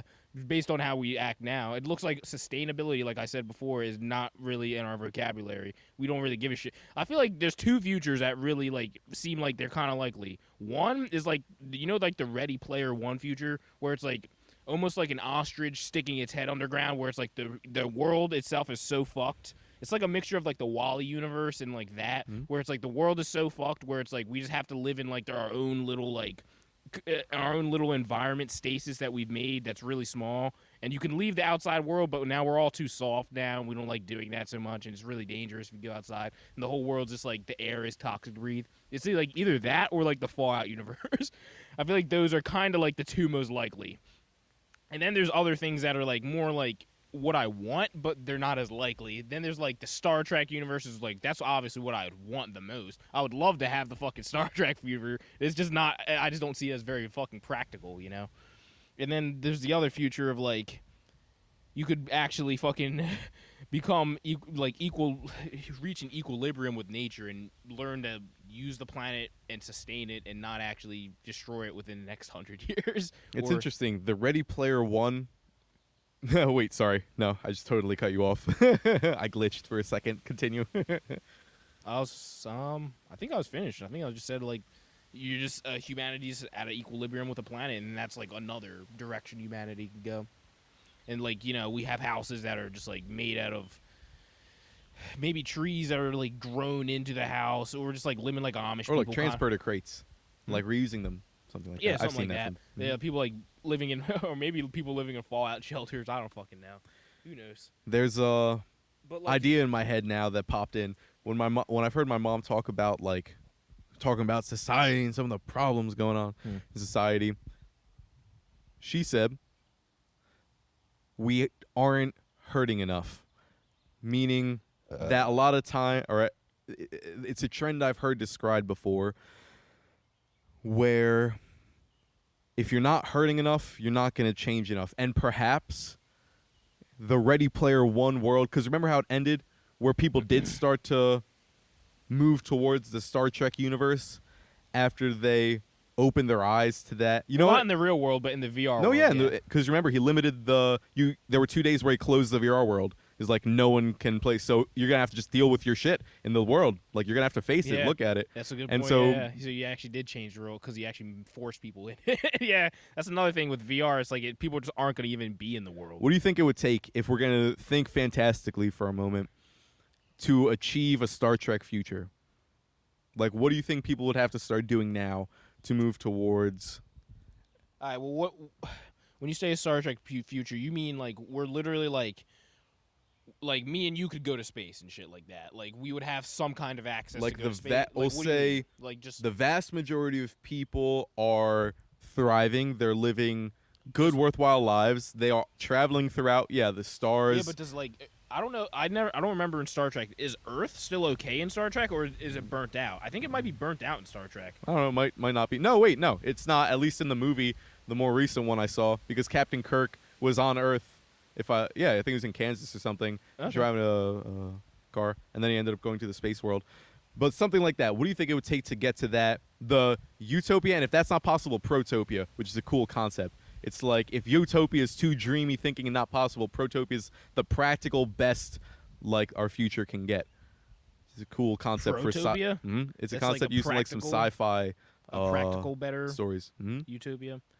Well, Yeah, like for realistic. one, we'd have best. to have a complete change on how we raise our kids. I believe. I feel like we'd have to like draw some new lines about like how kids have right. What do you think about the rights of kids and abortion and shit like that, Alex? What do you think about that shit? Because that's like a whole conversation by itself. Like, do kids have rights? Just like kids, babies. What kind of rights do you think kids should have? Do you think you should be able to like go to war at the age of 18, but then not be able to drink, but then not be able to rent an apartment, but then you could go? Yeah, it's like it's weird. But then you can start like going to college, and it's like it's weird what you could take out a loan for $100, but then you can't rent an apartment. It's like for $100,000 with college, but you can't rent an apartment. There's a lot of weird I don't know. I feel like the way we treat kids is stupid in society in a lot of ways. The way we have this mentality of like kids can't have a job. I feel like that's stupid. I feel like it leads to kids just being like, okay, well. It's like I don't know. I feel like there's many things in society that are just dumb.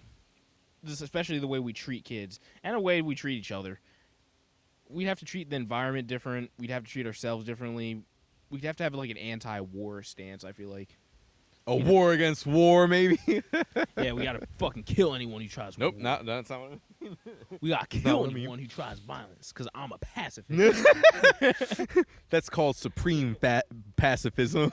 Yeah, Or some name like that. I don't know if it's actually. smash it. Changing the way we fucking raise our kids. Yeah. Okay, so what specifics? So you think shouldn't be allowed to go to war when they're 18? Because that's a weird one. I was thinking about it as soon as you said it. I was like, are there make sense. things that are like specific skills to war that you're better at than like balancing a checkbook or responsibly owning an apartment? That seems so weird because when you're in the military, you do have that very structured, I imagine, discipline put on you. So you still kind of have a parent in a sense. You're not just given throughout free reign. But that's also weird because I've heard of people Not really a moving out parent, and living but- their own life like in the 80s and 70s. Like when you're 18, the bird flies the coop. Mama G Mama G. and her baby. Dude, you should name a fucking podcast. Mama G and her baby. They get Christian on there. Mama G and the babies. That would be cool. Yeah. Anyway, what were we just talking about? Fucking parenting. Oh yeah. Oh yeah, military. Maybe in some weird way. Military. I don't know. Common sense leads me to think that doesn't make sense, but common sense could be wrong. Well, 18-year-old kids can be strong and fit and such, so they could kill a lot of people. So that's probably the main reason why. I don't know. I imagine that's a big player. I would imagine. Yeah, it's just like you I can do carry imagine. things and run around fast. Yeah. And more moldable and probably able to be like influenced to do what we want and have our But sort that's of just code not of the world we ethics. live in right now. We like at a time and place that was important, but that's just not the world we live in right now. We don't really need the We're on the next- long peace. That's a really good thing that's been happening over the last few decades. We're in like the longest period without superpowers going to war in a very, very, very, very long time. We're Yeah. literally in the age right now called the long peace. Like that's How long has the peace been going? since like, Korea, because we went to war with That- China technically. Okay. Mhm. Dude, we almost went to war with China this year. So, Oh, the fucking Russia, I mean. And maybe China. And when maybe we were China, shit too. talking Korea before. Yeah, man. That's what I'm talking about. Like, our fucking keep moving forward with technology shit is probably going to... You ever hear of the Great Filter? That Tell me. concept? Tell me about It's like an idea of like, oh, the reason why you don't see intelligent life in the universe is Oh, because intelligence itself tends to burn itself out. It's like, because once you get intelligence, you tend to kill yourself with some piece of your intelligence. And that may be true for society because it's like I've seen so many examples of just I don't know if it's true 100%, but I just do know a bunch of examples of just like you get access to some shit that just honestly ended up it's like the tree of knowledge type shit in fucking Bible where it's like you got access to some shit that honestly was not better for you in the long term. Which But does short bring term, it up an felt good. interesting mythological theme, maybe even archetypal, of the mask of Harry Potter, where the mask, he throws away the mask in the end, where Harry Potter, he breaks the super wand at the end of the movie. Like, you recognize this power is too corrupting. The Lord of the Rings having to burn the ring. Although it's weird because the ring sort of self-destructed in Lord of the Rings, but that's a whole other tangent. But it is worth noting that's like you can use power sometimes. It's not that you never use power. You have to if you want to live a good life sometimes. Exactly. But it's like you have to limit your power too sometimes. You have to actually You have to be like water, my friend. And oh, dude, I would love the Steven Universe story of reality. I think there's a lot of beautiful potential in that. When I hear people talking about and wisdom being too low at the moment, wisdom not being on par with our power level, that makes me sometimes suspect that maybe wisdom is perhaps collective and empowered wisdom being like the most important or up there things to be focusing on right now as a humanity, so we don't go to World War III over some stupid shit. Oh yeah, like this year we always did, where it's like, I literally heard people this year talking about how, oh well, we should give as much support to Ukraine as we can, troops and all. It's just like we should set up a no-fly zone. This is like, dude, that gets weird because I just recognized after I said it, stupid shit. I just recognized I don't know a lot about the fucking situation in Ukraine. And when we go back to about like, if it ends in fucking World War III, it was stupid shit though. Let's be honest. Like that makes me wonder, like maybe there's this human nature, Tesla or Elon Musk selling the cars because they're cool, not because they're perhaps better for the environment over the long run. Like aligning with human nature the way it should be worked. There's some things I've heard that really just make me think it's a stupid and not worthwhile thing, like greed of military-industrial complexes pushing us to make war-prodding moves and maybe trying to just keep it right below World War and not escalating it. But if that were true, that seems to also go back to a spiritual thing and maybe even mental health before. Like if the people in power, which is something I've heard, Gabor Mate, not sure if it's true, blah, blah, blah. Anyway, if we have a lot of people with poor mental health and situations of power, traumatized people who haven't understood how to heal it well. I feel like people in power are almost made to be mentally ill. Because like everyone I've known in any position of power is almost just like, it's like the Crown in fucking Adventure Time, where it's like the Crown fucking corrupts you and makes you crazy. But then you have directly. Mandela, man.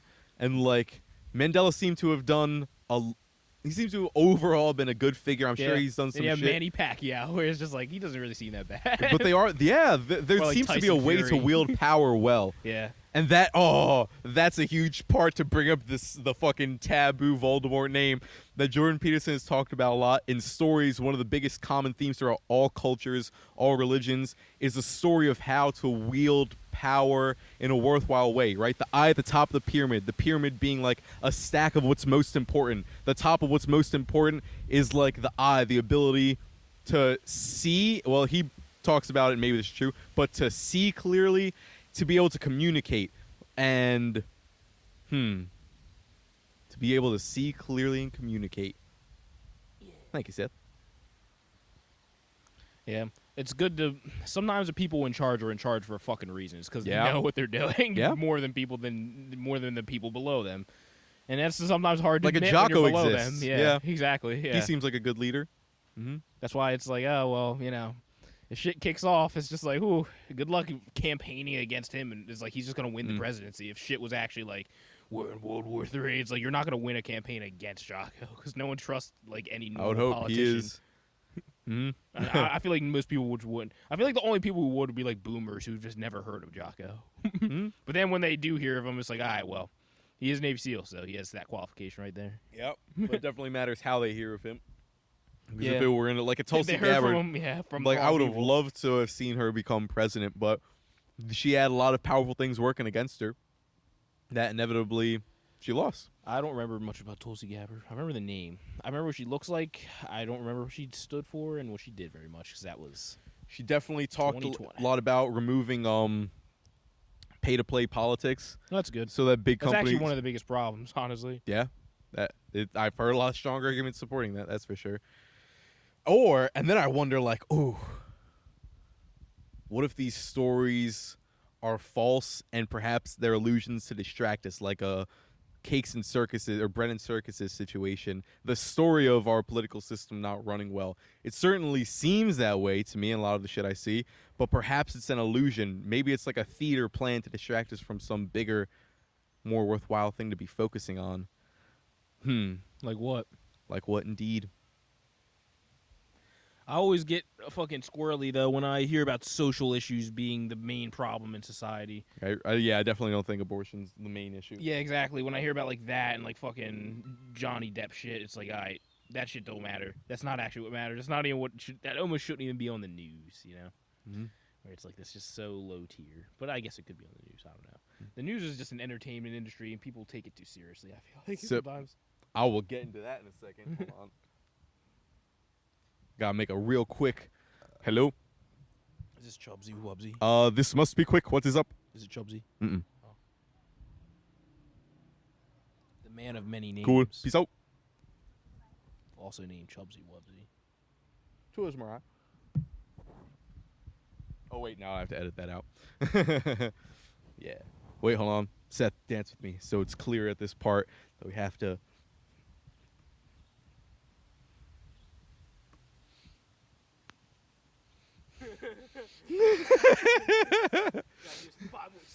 Yeah.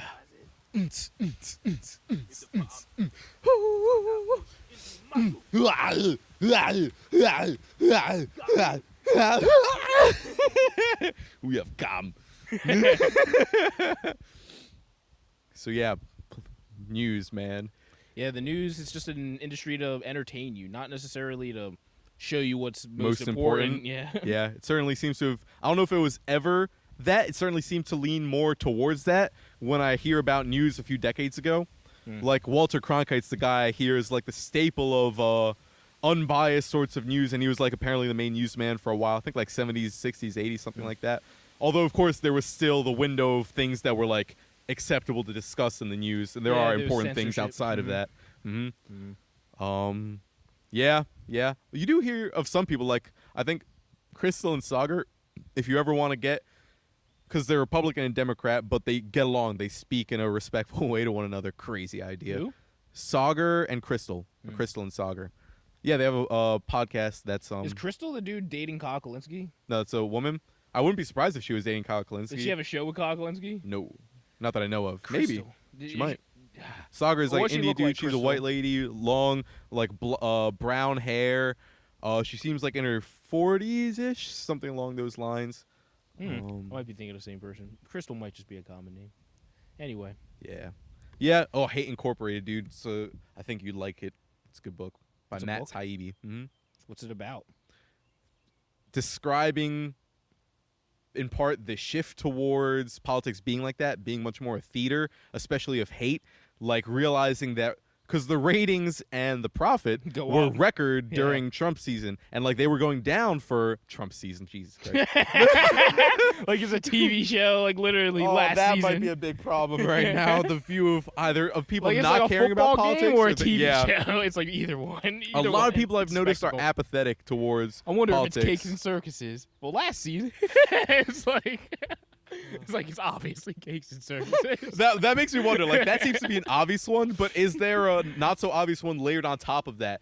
Like for the smart He's the people to most look at obvious. and like think it's the serious issue, but then beneath that there's even a deeper fucking cake and circuses. Now and then that just gets me in the realm of like very I don't know. I feel like you just always gotta pay attention to what our military does if you want to know. and funding. Probably Yeah. following the money is It's generally because good. that has most of the funding. That's what I'm saying. It's the biggest organization in America is just our military. Dude, so it's like fucking whatever they're doing, that's Eisenhower- what we really care about. Dude, So it's like would you mind watching if you don't want to, it's fine. But an Eisenhower speech that's a few minutes where he talks. It's his last fucking speech before he leaves the office, and he's warning about the military-industrial complex. I think I might have already heard this speech actually. Mm-hmm. But yeah, Then we I get definitely heard- then we We'll get hear the it. essence of it. Yeah. Mm-hmm. But yeah, it's a huge problem because it's like an addiction, like we were talking about before, where it's like it justifies itself at a point. Oh well, if we invade these people, then we'll get this much funding, and then we'll push back the thing for this long, and then but then you just keep. It's like you just keep digging the fucking hole deeper and Dude, deeper. this does seem to be like a God-shaped hole. I feel like this has to. There's a part of me that suspects this has to do with why things like that exist. Why a person would even see it as a worthwhile venture to screw over, if that's what's happening, the country and maybe the world at large for a personal gain in their own life, and without much care for the future after they've lived, or maybe at least not for their family, so their family can live a long time in super fancy, I don't fucking know, super bunkers or some shit like that. So like they'll be fine. Is that like what creates that, man? That makes me think of the book fucking Tribe by Sebastian Junger. He talks about a lot of veterans wanting to go back into the military, and the reason, according to them, is not because of the adrenaline of war. They're not fucking crazy. Like, they miss the brotherhood, the camaraderie, the tribe, like the feeling of actually being in a fucking tribe that is like lost in today's society, which is another idea why we should rewild, because people would just naturally have less resources, so they'd have to fucking work with each other more. I wonder if there's a way to get those benefits. Okay, here's a tricky one. Do you think there's any way to get those benefits while applying it in a way that people want? Like, not forced at gunpoint, saying, or pressure from taxes. It's like the Elon Musk thing with his Tesla, where it's like, oh no, I want this. This is cool. This is better than all the other options. It also kind of reminds me of what people do with iPhones too, where it's like the government builds a device, they want to spy on people. It's like, carry this around all the time. It's like, no, I'm not gonna carry that around. Fucking, this is just a thing to spy on me. And then it's just like, oh well, it has a bunch of apps. Cool. It's like it's a bunch of apps that are fun on it. It's like, oh okay, I'll do that. It's like, yeah, you gotta. It's like the story of the. You ever hear that folktale of the dude wearing a jacket and it's hot outside and it's like the wind trying to take the jacket off versus the sun? Mm-hmm. Yeah, it's like that thing. It's like, you want to be the sun. How would you get people to do it, but make them want to do it? Well, honestly, one way is fucking gas prices. Raise them bitches through the roof. But without well, don't do that. Okay. But that would be the solution now, because it's like... That is a potential, but to look at... gas prices. To make them enjoy the process. Like a Tesla. Like they don't enjoy it. They don't enjoy the process, but like in that story with the wind... Well, the sun, you just made it more enjoyable to take off his jacket. Exactly. Than to... He did make him sometimes that worked. He did make him uncomfortable, though. So sometimes it's like you have to be uncomfortable. You can't just be like, I only want to be more comfortable and I want to change. It's like, if you're trying to lose weight, how do I lose weight and still eat everything I already eat and not exercise? It's like, you can't do that. Cool it's like at a certain lately. point, something rubber hits the road. You have to change something. The joys of discomfort is something that has really been sinking more into my being lately. Yeah. But a big part, I think, is exposing it at a rate and in a way that is enjoyable. And for me, this goes back to the guy who has the phobia of elevators. I'm sure I've told you that before. No. Guy's elevator phobic, and this is a psychologist telling the story of one of his patients. I'm a little bit afraid of elevators. They were so afraid, like they would never ride in them. So like, our exposure therapy, we're going to expose you to it. Yeah, we're going to expose you to it until you aren't afraid. But the way we do that is, okay, can you stand in an elevator and not ride it? I'm like, no, it's too fucking scary. Can you stand outside of it and look at it? No. Like, what about 20 feet? Like, no. Can you look at a picture of it? Yeah, can you look at a picture of it? Okay, I think I can. It's a little, but see it like seriously. It's like, okay, it's a little on edge, but I can do it, and you do that till it's boring. That doesn't tend to take very long because it turns out those are pretty boring to look at. So you go, and now you're 20 feet from the elevator. Okay, I'm good. 18 feet. Good, it's easy. 15 feet. Ooh, I'm a little on edge. Okay, reel it back. 15 and a half feet. Okay, I'm a little on edge, but I'm calm enough so that I am okay staying here. I'm not so calm that I'm like, no problem. I'm not so afraid that I'm frozen. I'm in this like alert seeking state of mind, and that does things to you different neurologically and physiologically. I need to learn more about this, but it actually, I think, damages you less. Like, I always think like it's usually bad when you take on too much all at once than if you take on like what you think you could take like again and again and again and again and again. Mm-hmm. It's like the idea of like getting hit once with a baseball bat or like punched like 5 times. It's yeah. Like, yeah. You could take 5 jabs in the face, but getting hit once with a bat could kill you. Which is weird, dude, because then you hear of like a Goggins who was in such an extreme, this is what it seems to me, an extreme situation that he went full 180. And he could have died doing a lot of this shit he did. Exactly. Like pushing it's himself. Like you push that hard, you can die. That is always a thing people don't realize when they start doing like weight loss shit like as hard as fucking David Goggins. Like, I'm going to run 10 miles, fucking. Eat like nothing to death. It's dude. Like, you know you're kind of close to death. Like, you feel like shit because you're actually close to death. Which is a crazy state. Like, I hope we don't get to a point where shit is so bad we have to pull a Goggins. We have to like to thrive. See, that's what I'm saying. That's what it looks like we're going toward. It's just like it might look like we might have to pull a fucking Goggins. What I love is the Wim Hof method as far as the idea I have it in my head, meaning think of the incredible accomplishments he's done, the incredible feats of challenge, endurance, pain, this, that, and the other. But he seems to have done it in a way where it was much more the elevator method. Like it was a balanced exposure, like he slowly started going into ice. He just loved it so much. Like that's how he described it. When he first went to ice, it felt fucking amazing. He didn't stay into it like through the pain afterwards. He just had this feeling when he was walking by ice, like, I kind of want to go in there. He was by himself. He got naked, fucking jumped into this ice lake at a park. He got out. And he's like, I felt fucking amazing. So naturally, I went back and I started to go a little more. And I noticed the breathing that I breathe like that when I went to ice. And that was like one of the origins of his breathing method being created. And I like that. And obviously the mind kept open that sometimes you just got to jump off a cliff. There's no climb down. But to know they both exist and maybe some other options. Sometimes it's like, a bunch of kids getting shot in a school in Texas. It's like, all right, my kid's in there.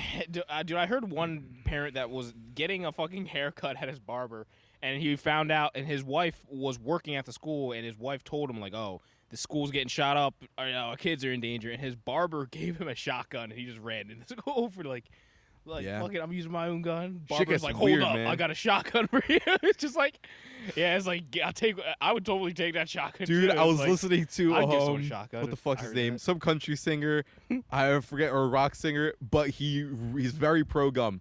And he was bringing up the point that where do mass shootings happen?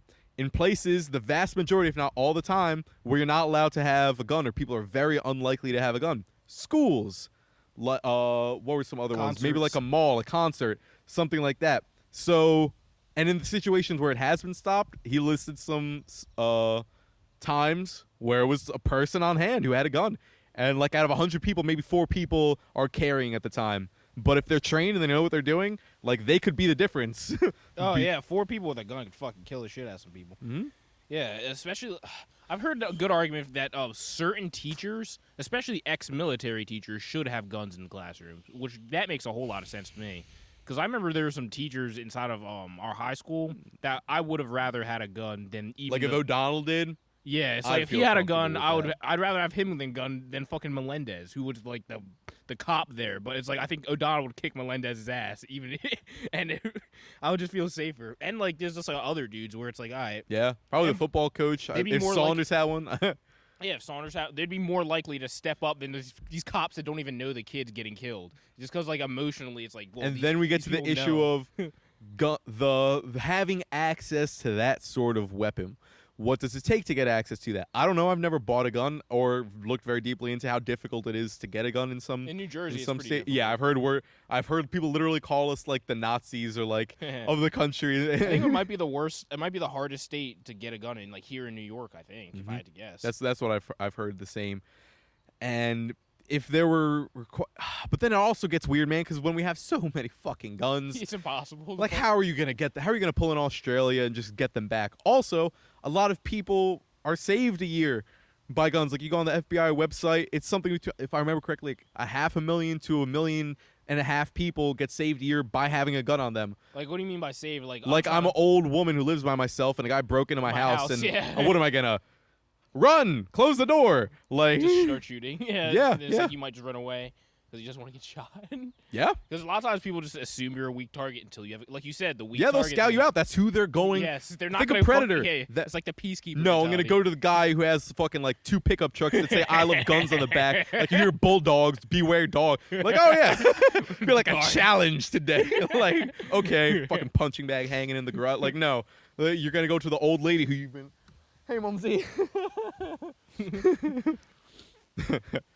Yeah, you're gonna go to the old lady who you scout. Very sweet.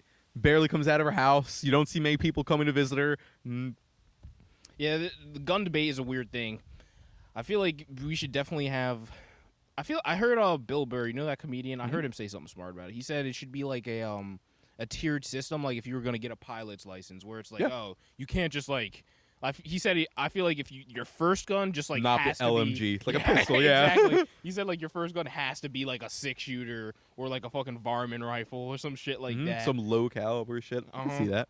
But then it's just like if you want a fucking shotgun, you got to go through a bunch of hoops and a bunch of shit. I heard the dams in New Orleans, they were built to withstand, if I remember correctly, the worst storm within the past 100 years. The dams in Switzerland were built to withstand the worst storm in like 1,000 to 10,000 years. So like this is your standard of quality. Yeah. And New Orleans, when fucking also because there was a lot of corruption going on, yeah. a lot of repairs were not really being made. 50 years. Yeah, right. The dam got fucking. It was made demolished. to last 50 years. It was not maintained to last 100 years though. Yeah, real shit, man. Which breaks Maintained. into mind an interesting like Sustainability. religious story of I forget what it was, maybe like a Sodom and Gomorrah. Like, yeah, God's gonna wipe you out. And if you describe God as like these great powers, the universe, whatever you want to call it, Mother Nature, like, yeah, she's gonna wipe you out if you don't have a fucking dam that can stop a storms that are like expected to come. That's better in the like that's another thing. Like you said, that one dam could last like 1,000 years or 100. Something like 1,000 or like 10,000. But the one in Switzerland or some country. Switzerland is a smart country, and they realized probably in the short term it's probably really fucking hard to make that dam. Yeah. It's probably really hard, but they just knew like worthwhile. Long term though, it's like we're just not gonna have to fucking do this again. We're not gonna have maintain New Orleans even. happen. Yeah, we're not have fucking 1 million people die. Whatever A happened. whole city gets fucking wiped out, infrastructure destroyed, and like you said, Switzerland's smart though. That's why it's hard. I also heard it's really Switzerland. difficult to get like a motorcycle license. Like you have to spin out, if I remember correctly. Like you have to go on icy roads like with the motorcycle in a arena where they're watching, and maybe you have to do like a safety fall, like when you're going at speeds, and you have to be able to drive on a course like on ice and snow with a motorcycle because they have a lot of fucking ice and snow there. So surprise, surprise. And if we have a lot of mental health problems here and mass shootings and things along those lines, makes sense that you should. But then, of course, I'm sure a lot of people could get guns illegally if they really wanted to, and that's really fucked up. And then you go to the question of, can we take guns away? That sounds incredibly difficult. Maybe we could. But a better option, I imagine, would be better mental health care. That's the best option you could hope for, but as far as realistically applicable, right? Like the thing in the Texas shooting, like where did he? I don't even know enough about the shooting. Like I don't know where he got a gun from. Me neither. I think he owned it. I think he just bought it normally. I've heard of other mass shooters and there's, like you know, about the to get gun it show legally. loophole where it's like fucking you can just get whatever gun you want without fucking even having a license or shit. I've heard mixed things about that. I haven't looked very, very deep, but I've heard both. I was like, no, that's not true. You have to make sure. But then I've also seen like Tim Kennedy give Joe Rogan a pistol on air just as a gift. But Joe's also like he probably has a gun license and shit like He's that. also fucking a millionaire, so it's like, what the fuck? You're not gonna be able to throw him in He jail. gave him and for Jamie unregistered- pistols. Yeah, exactly. Like welcome to Texas gifts when they moved to Texas. That's yeah, fucking you're weird. allowed to do this in Texas. Well, in Texas, actually, you might just be able to, like, I have no fucking idea. I just know the answer has to lie within mental health and guns. You have to control I would one of those guess two. Those seem like they're big players. I feel like in a Texas shooting, it might have been more so the gun access. Because, like, it's hard to control someone's mental health. And I heard there were also reports of I him feel like being, it and he might had be social high. media posts that were like red flags, but just they weren't picked up on or That's the reported thing, on. But people say fucking Dallas says questionable shit on fucking social media. Fucking everyone says questionable shit on social media if you analyze it close enough. And it's not until someone does something like this that people really give a shit. And there might have been people like neighbors of the Ben Shapiro, and he's a lawyer. He made an interesting point. He's like, you can have all the laws you want, but if no one's acting to implement them, not a law, the power isn't there. So people do actually have to act. And then you get to a fucked up next step where TED Talk guy, almost a school shooter, and he describes like, bro, imagine what that would have done to me as a kid. If everyone in school started like treating me differently and really looking at me, like one of the big reasons I was so fucked up is because I was so fucking alienated, and because no one wanted me as part of their group. And so now, if you're gonna start looking at them and treating them like they're gonna kill you, like what do you think that would do to me at that point? What ended up bringing them back, I'm sure you've heard before, is just a normal act of friendship. I am whatever you say. You hear that by Eminem. A lot of fucking truth to that, bro. Nah, it's like you hear that by Eminem, and it's like, I am gonna become a mass shooter now that they all treating me this way. People do it for long enough, man. I'm sure it whatever wears you on say, you. I am. I'm sure it's not just like how difficult would that be, if possible, to experience that often, but be like a fucking steel-minded monk. Like, yeah, I'm sure you're gonna become that while your parents are drug users and abusing you, while you're moving around from house to house. You don't have enough money to shower and barely getting food. Like, oh yeah, I'm sure you'll have the monk mindset. Of like, Yeah, exactly. It's hard to fucking have that monk mindset when shit is physically not there, when the actual bottom level of Pascal's hierarchy of needs is not in place. You have unstable shelter. You're fucking being beat up at home and shit like that. So it's like you really aren't secure. Yeah. difficult questions, man. Difficult questions.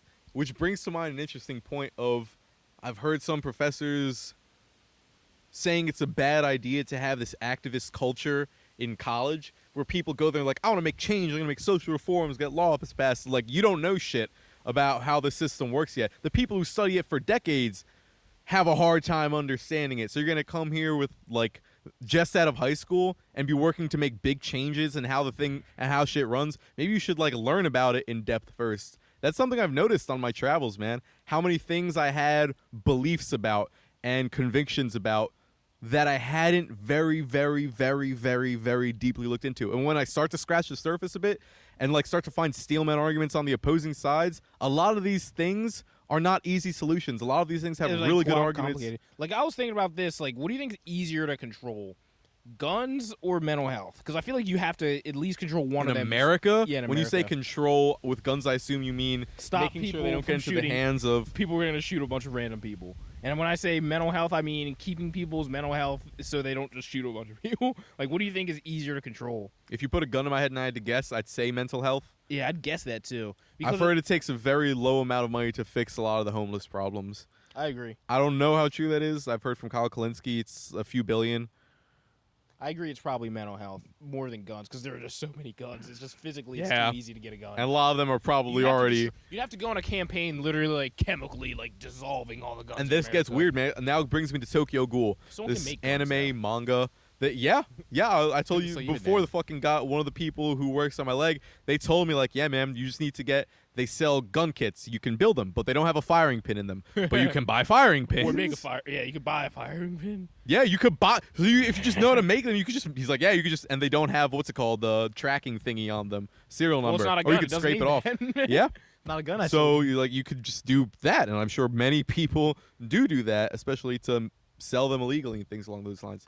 And so you couldn't get rid of the guns. It'd have to be mental health. What you would have to do to get rid of them would probably be so horrifying and like... You'd have to fucking kill some people, because some people would be like, I ain't give you my gun. And then it's like, I have to go to shoot Also, the invasion of privacy you would have to do. Yeah, you could do that. You'd have to do mental health. There's a Tokyo Ghoul theme, dude. Okay, the basic plot of Ghoul, there exists creatures that look like people, but they eat people. Like, they need to eat people to survive.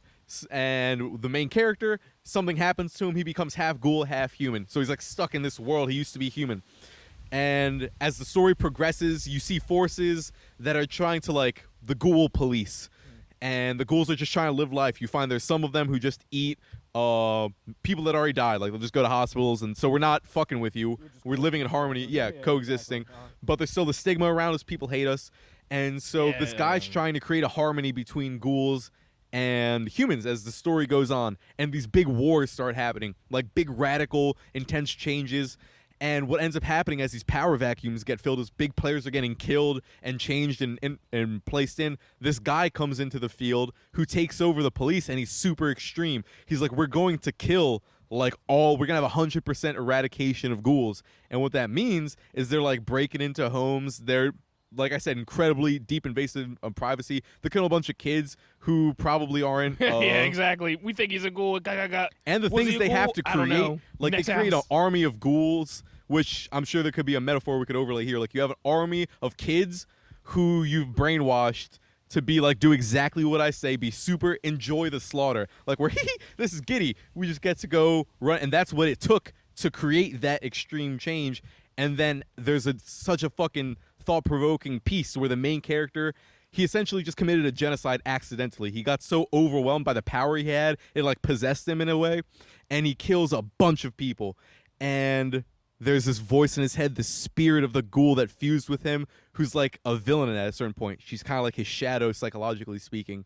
And she says, well, maybe now you're ready to have like peaceful negotiations. Because she used to say, like, I'll do whatever it takes to make these things happen. I'll do whatever the fuck it takes. And what that ended up being was a lot of compromises with those people in power that used to fight one another. And not everyone got exactly what they wanted, but they were able to live much more in harmony with one another. And they start to make more gradual steps to live in harmony. So I guess this is just going back to the cost of making a lot of very intense change quickly. To like get rid of all the guns, that'd be too hard. Yeah, it's easier to just start like checking kids for mental health at an early age or something like that. And just not, for example, putting people who clearly have mental health issues just back into prison. Yeah, that too. Just the prison needs to stop, and just our military needs to stop just starting wars for no reason to just make mentally Or at ill least people. these are things I assume would help, right? Because Lord knows how complicated this actually gets in the I mean, that fucking definitely deep would. depths. Just putting people in jail, like you said, like that guy that you It were seems just like it would. Yeah, like Yeah. if you put that guy in some facility, it probably would have been better for him than just like you're just in this box now, you can't leave. And when you leave, you were homeless before, so you're gonna have a house now. Yeah, exactly. You're gonna have more money than when you went in, less traumatized.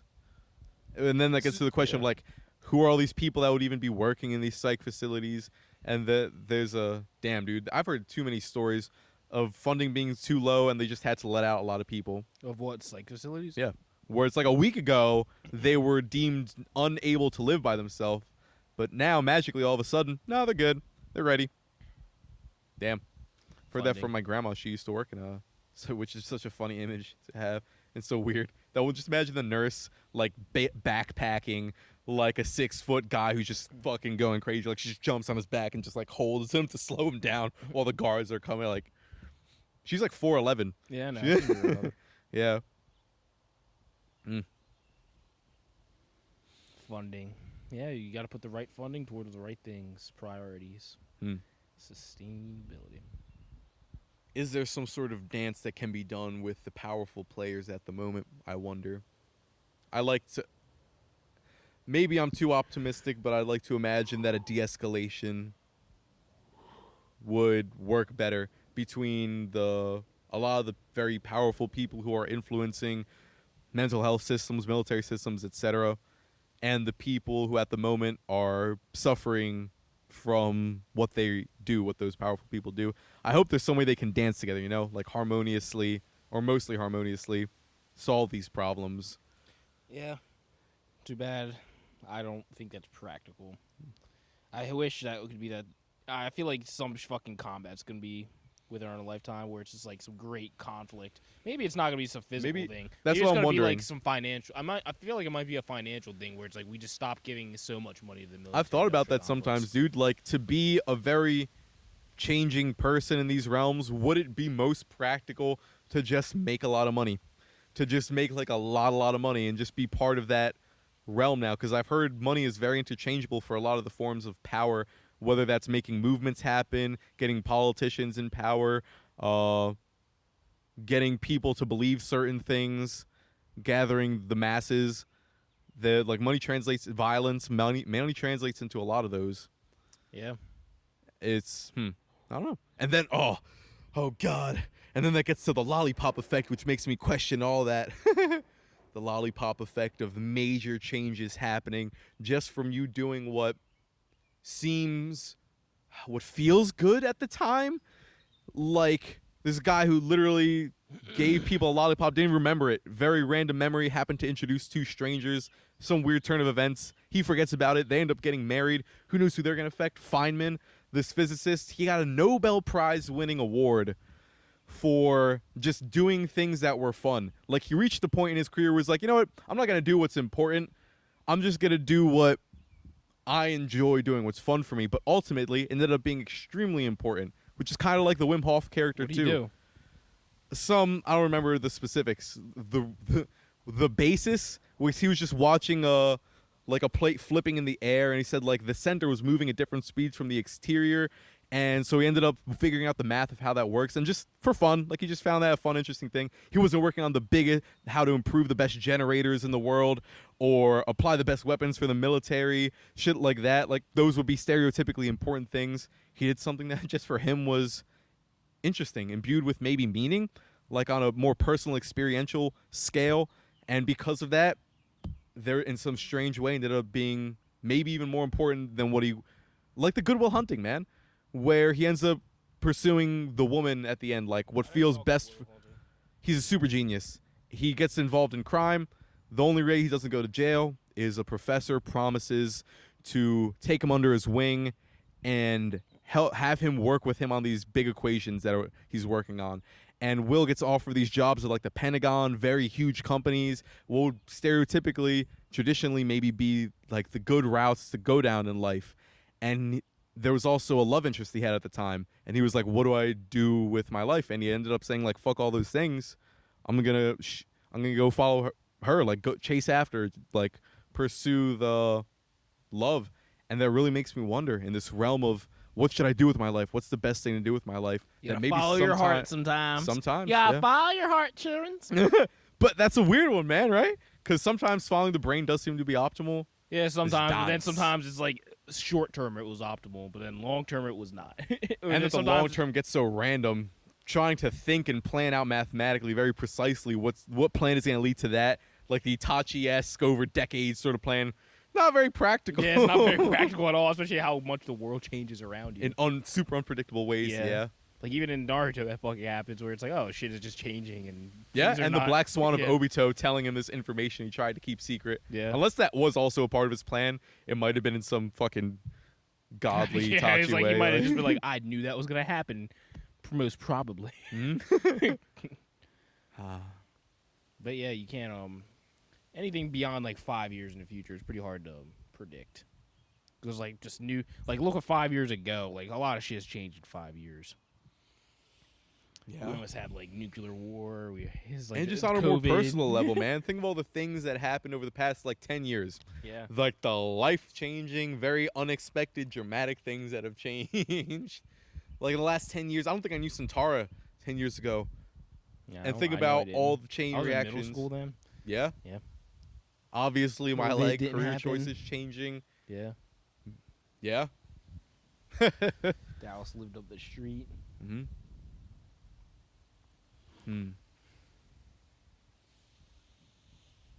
So, Alex, how do you feel about mutual combat laws? Within reason, I could see that. So when Melvin... If there was a predetermined... Although I also think that would be a horrible waste of police resource.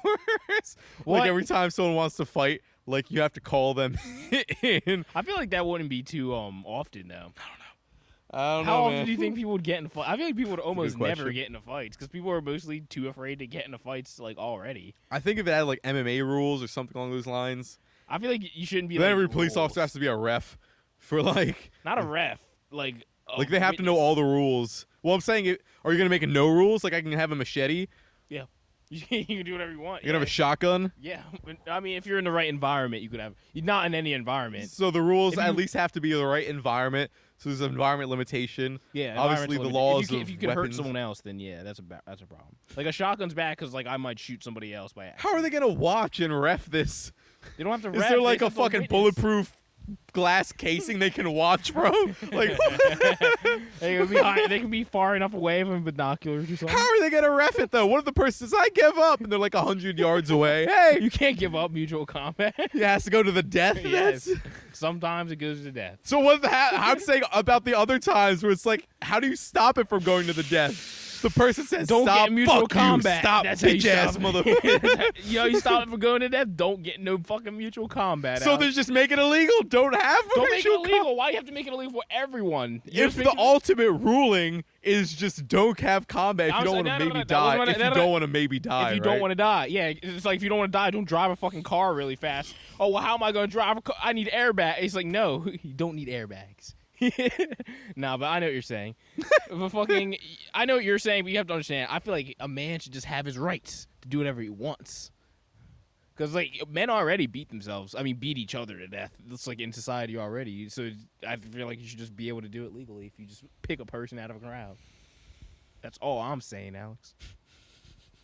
Alex disagrees with me. That's why I brought I don't this know. up. I just think it would be difficult to implement, but in a certain way, I could see that being allowable. Like, again, if it was in maybe MMA rules. Fuck MMA. Why does it have to be limited to MMA rules, Alex? Why MMA rules have to be limited to MMA rules? Like, why don't we just have blood sport be legal? Because it would be ungood. It wouldn't be good for entertainment reasons. People. Are you sure?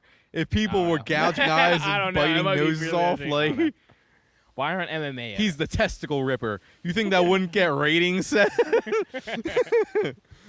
How many people would I'm not actually necessarily do proud of it A in lot the of human people race. wouldn't do MMA though if that's what it was. That's But also a factor. See, a lot of people wouldn't do the fight like you're talking about. But why isn't it allowed? Like, there's a weird moral thing. That is MMA true. UFC almost wasn't legal, Yeah, that's dude. true. In a lot of countries, it's not. Like, I don't. It was like fucking very back alley at one point. Because it's a weird question. Like, should we just allow people to beat the fuck out of each other? The incentive being entertainment. Well, we already do allow that. People football, do. there's football. And there's and Basketball, boxing. yeah? I mean, not basketball, boxing, yeah. and fucking Muay Thai. And Yeah, kickboxing. boxing is fucking so brutal. Boxing is literally just beating the shit out of each other. Just pounding clubs into each other's heads. Yeah. Yeah. Oh, you got knocked down. You got 10 seconds to become conscious enough to keep fighting. And what's weird is that, if I've heard correctly, a Gentleman lot of sport. Still a gentleman sport, though. I believe. Yeah. And now I'm just imagining a fuck you till you love me faggot Tyson quote. Gentleman. Gentleman sport. He didn't, though. He just said it. Dude, did you ever hear like gentleman conversations in old witty movies where it's like I'm really respectfully talking shit to you? Like, oh, before our fight, I wish for you to have like the best of health, or I don't know, something along those lines. Like, I heard about the shit talking you're doing. I don't know. I enjoyed your competitive spirit. I look forward to meeting you in a year's time. Best of wishes to you and your family before we like fight to the death with swords. That wasn't a great It's example. just the opposite of everything you want to happen to him. I wish for your best health and shit. Like, maybe you want them to be tip-top condition. Dude, there was a funny point in Musashi where he went to fight a guy, and this guy was the son of a very legendary fighter. Their school was like one of the most legendary in all the fucking land, Seth. But the son actually was pretty spoiled and wasn't very disciplined in his training. So it was a lot of reputation, hype over might.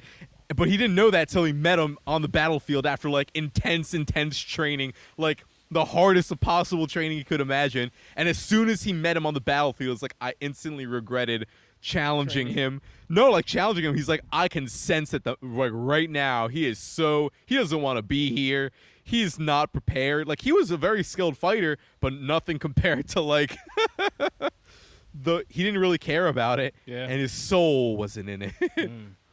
And yeah, he's like, oh, I'm gonna crush this guy. Gotta get mopped up. Yeah, and he just felt bad. He ended up mopping him up, yes.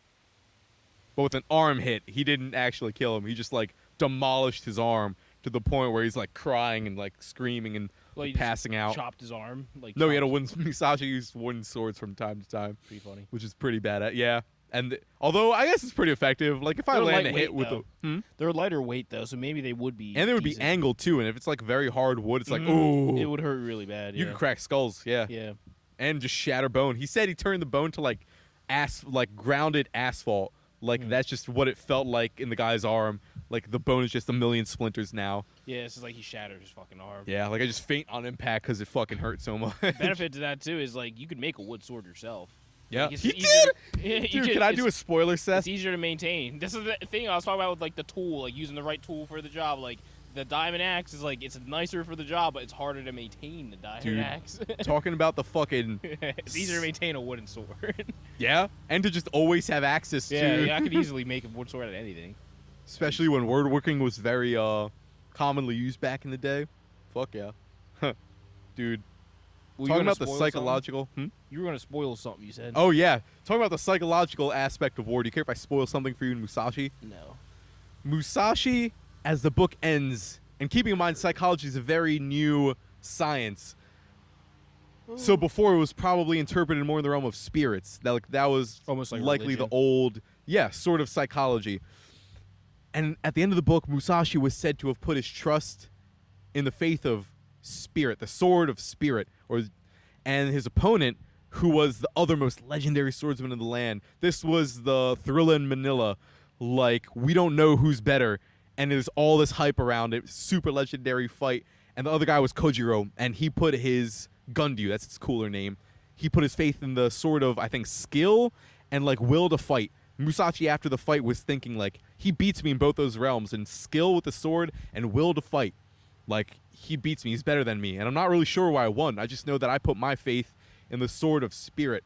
And when Musashi was going to fight him, there is all this mystery about Musashi, whereas there's all this fame and like lore about Gundyu. Musashi, he arrived with the sun at his back. Like, he purposely waited for the tide. They were meeting on a tiny island, like this little bank in the middle of a lake. That was their fight spot. And Musashi arrived late, which from what I heard back in the day, that was like shitting on the dinner table in Japanese culture. It was the height of fucking irritation. He was like 2 hours late. You were like... He's very late. Yeah. And he, you know what he used? I'm gonna as fight a you weapon? yeah, because obviously you're serious. You're gonna fight someone to the death. And it's like, oh yeah, I was late today. I saw I was busy. It's like, what? He purposely what the fuck was were late. you doing that you were busy? It's like you did that on purpose. You had to do it on purpose. Yeah, you can't possibly do that fucking by accident. Dude, when he arrived, the guy that he was fighting, Gundyu, he was literally like that cheap tactic because Musashi had done equivalents to that before. Sometimes he arrived very early, sometimes very late, depending on the opponent. And he's like, that cheap fucking trick's not going to work with me, you bitch-ass motherfucker. And he was like spitting fire. That's how they described him, like supernovas in his eyes. I would be pissed too.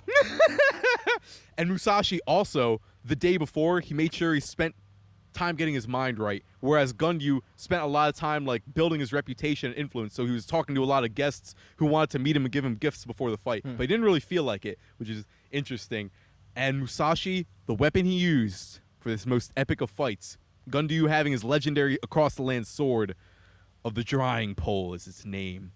And by the way, he's a very flashy, like extravagant, elegant guy, and he had a longer than average katana. So imagine this super cool, like elegantly dressed man with a super long katana. There's like an Oni demon looking guy. Who spits fire with his eyes. You ever see the back of a Chubbs longboard? Something like that, bro. Yeah, where it's like, I'm a super badass fucking That's expensive Gundyu. armor. Yeah. Who has like he said, the fucking stronger will to fight and skill in the sword. And Musashi, one of the oars in the boat.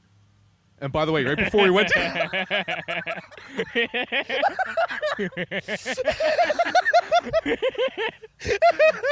Dude, it's like fucking Tom and Jerry, it sounds like. Where it's like fucking... This is Tom like, should win, right? Yeah, it's like he's a fucking cat. He can't get a mouse. It's like, what do you use? An oar from a boat that he paddled in lately? The guy who took him, he asked him, he's like, there's this unused, like, kind of waterlogged boat, or in the bottom of the boat. He's like, are you guys using this? He's like, no, we don't really use it. He's like, it's just the right size, he says cryptically, and he just starts woodworking on it. Like, he just starts shaving it down with one of his tinier swords, so he just made it into a wooden sword. And what's really cool is before then, Musashi was paying the boatman's house. He just stayed at some, like, boatman's house that he found overnight. He wouldn't stay at some fancy or friend or relative's house or some high lord's house like he probably could have. He says just some boatman, inconspicuous, no one knew he was there, and he was painting a picture for the boatman as like his payment. And that's one of the reasons he was late. It's like he wanted to get it perfect, like he wanted to get it just right For the boatman.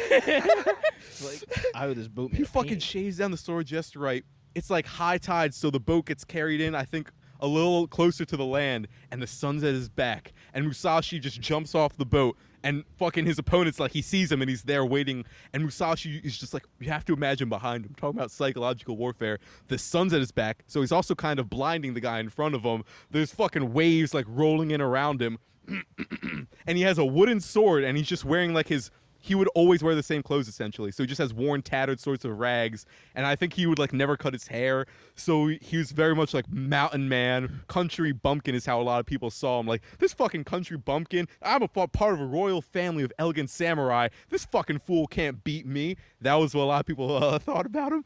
And when he fucking arrives, Gundy's talking shit. He's like, fucking can't use this cheap fucking trick on you, bitch ass motherfucker, who do you think I am? And he's coming down to him, spitting fire. And Musashi was silent. And he described his eyes. I love the description of eyes as in this book. They were like black holes, which I keep in mind. There was something that sticks to that. Like, one was spitting fire, the other was a black hole. Yeah. It's like the yin and yang.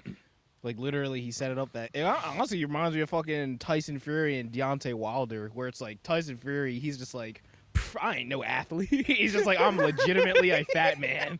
He's like, yeah, before this fight, you know, I had some, like, health problems. I was, like, trying to lose weight and stuff. And fucking Deontay Wilder was like, get the fuck out of here.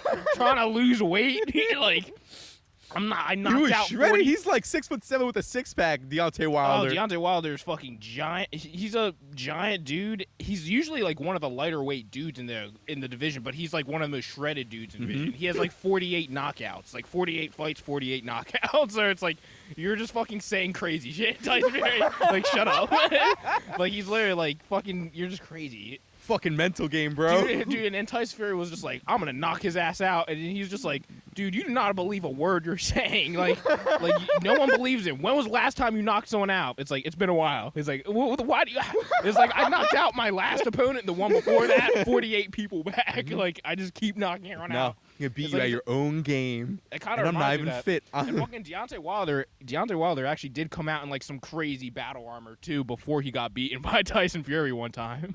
I love that. So like history repeats itself, Alex, and that's just how it goes. That gets fucking. It's like fucking spirits. It's like yin and yang. It's like I don't know. It's almost like Musashi and them in another life or something. It's like It's like the same exact thing happened again though.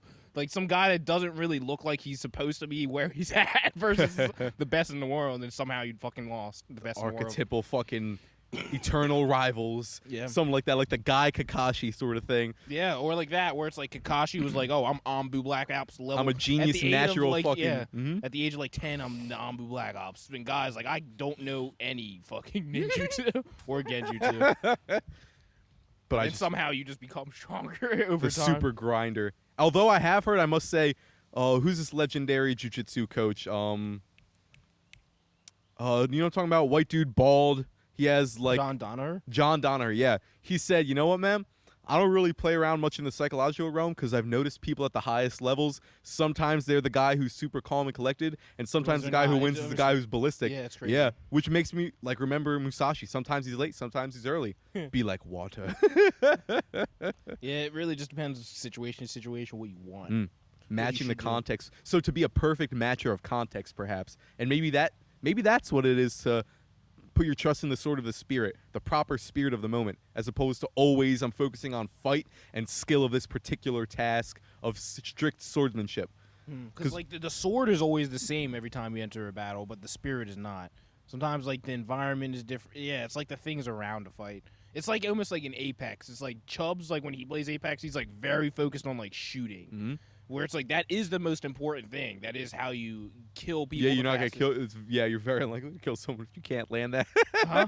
I say you're so unlikely to kill someone if you can't fucking land a shot or an arc star or nothing. But if you're perfect at shooting, though, you will be as dangerous as possible, though. Like, I don't know about environment, placement, and maneuverability. But are you can't also do damage super- with those things. True. You can't. You have to land shots eventually. Like the fastest way to look, like you can naturally in Apex, you can take someone's health away faster than you can gain health, right? Because like palping a shield cell, it might give you 100 health, but I could take away 100 health from you way faster than you can pop one. So it's more important that I do damage than I ever gain damage. So it's more important to. It is always possible to land every shot and then just eliminate them before they eliminate you. Yeah, and I have the fastest way. It's kind of funny now that you mentioned But it's not that. the only thing that matters. A lot of times when I watch Centaur and Dallas, I notice that a big reason they die, it seems to me, is that they're not by position placement and cover. And that's something I focus on a lot when I play, but they're both a good bit better than me at actually aiming and shooting. Actually landing shots, I'd say they're both better at me at that. But I'm more so good at the things in between. Like, I'm not the best at positioning, but I'm good at, like, charging, like, the second I get a chance to charge a shield cell, where it's like, that helps me sometimes. And then fucking reloading, like, the second I get a chance to reload. And then I understand, like, how just sometimes, like, output. I feel like that's sometimes how I beat like both of them, because sometimes my output is just so much more than them. I just destroy people. Yeah. Because sometimes I'm like, I'm not even trying to aim at you, but I'm just aiming your general direction, and I'm just not wasting any time. And it's just like I just beat you because I just outworked you, kind of. It's like I just shot way more shots than you. Yeah, you have like a blitzkrieg, do damage in a wide array, like a shotgun blast fight style, from what I've noticed. Like boom, boom, boom, boom, boom, boom. I'm behind cover, reloading and popping your shields out. I like to flank. I like to like find you on your side, and then like I see your whole team and just like machine gun and bombs. I noticed Dallas like blitzkrieg, but precise often. He's like a mix between like me and like you and Chubbs. I feel like he's kind of, I don't know, he kind of can do everything. Yeah. I've also noticed to have like genius maneuverability. He has like pressure. Very good. Yeah. Yeah, he's more pressure than me, I feel like. Sometimes he does just get himself killed just stupidly though. Yeah. But then sometimes he does three on one people and just win. Yep. But I do that sometimes though. It happens. I think he does it a little more than us. Yeah. Because he'll literally just run at them and just like outgun them. Yeah. It's like, oh, I just fucking dipped your shot.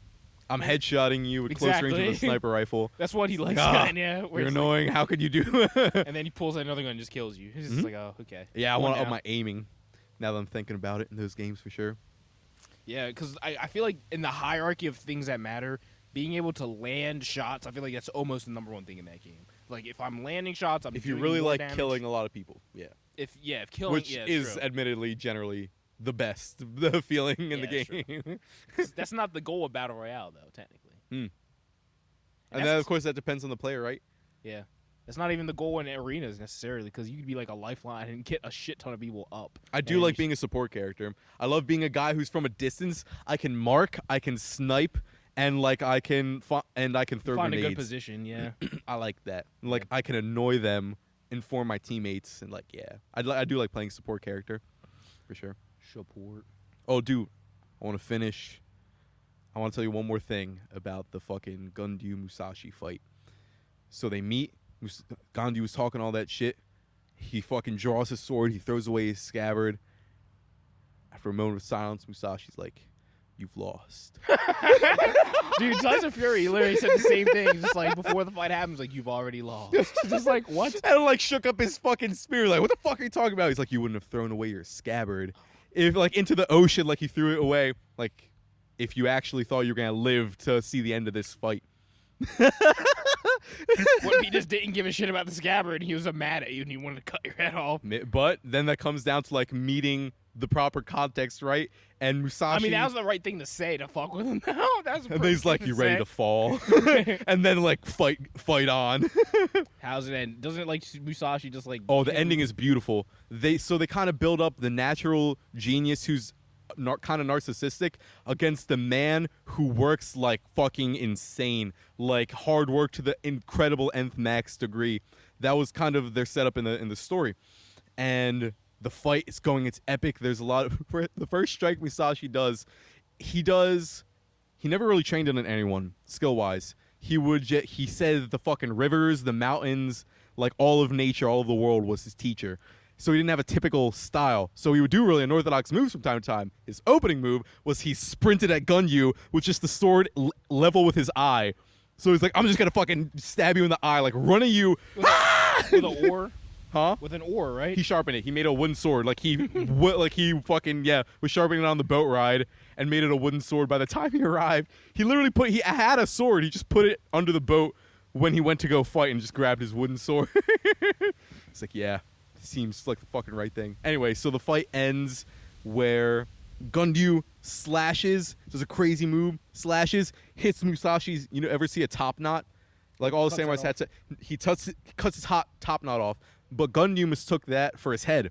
And for the split second he celebrated in like disbelief, he's like, "I won." Like in that split second, Musashi cracked him on like the top of the head with the wooden sword and just like gravelized his head.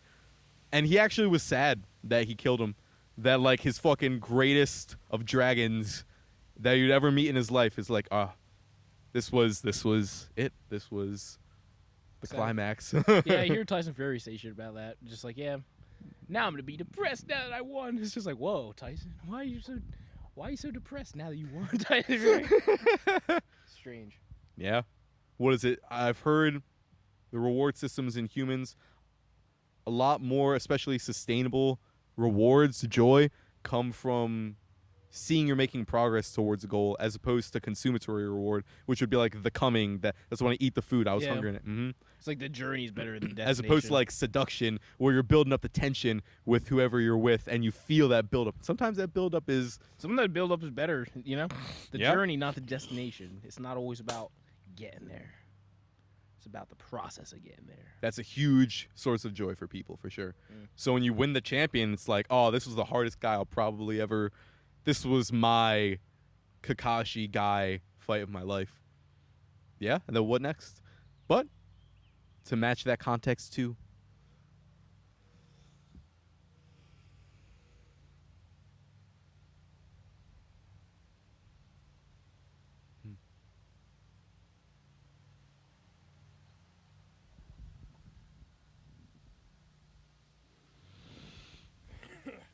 How long you think we've been recording?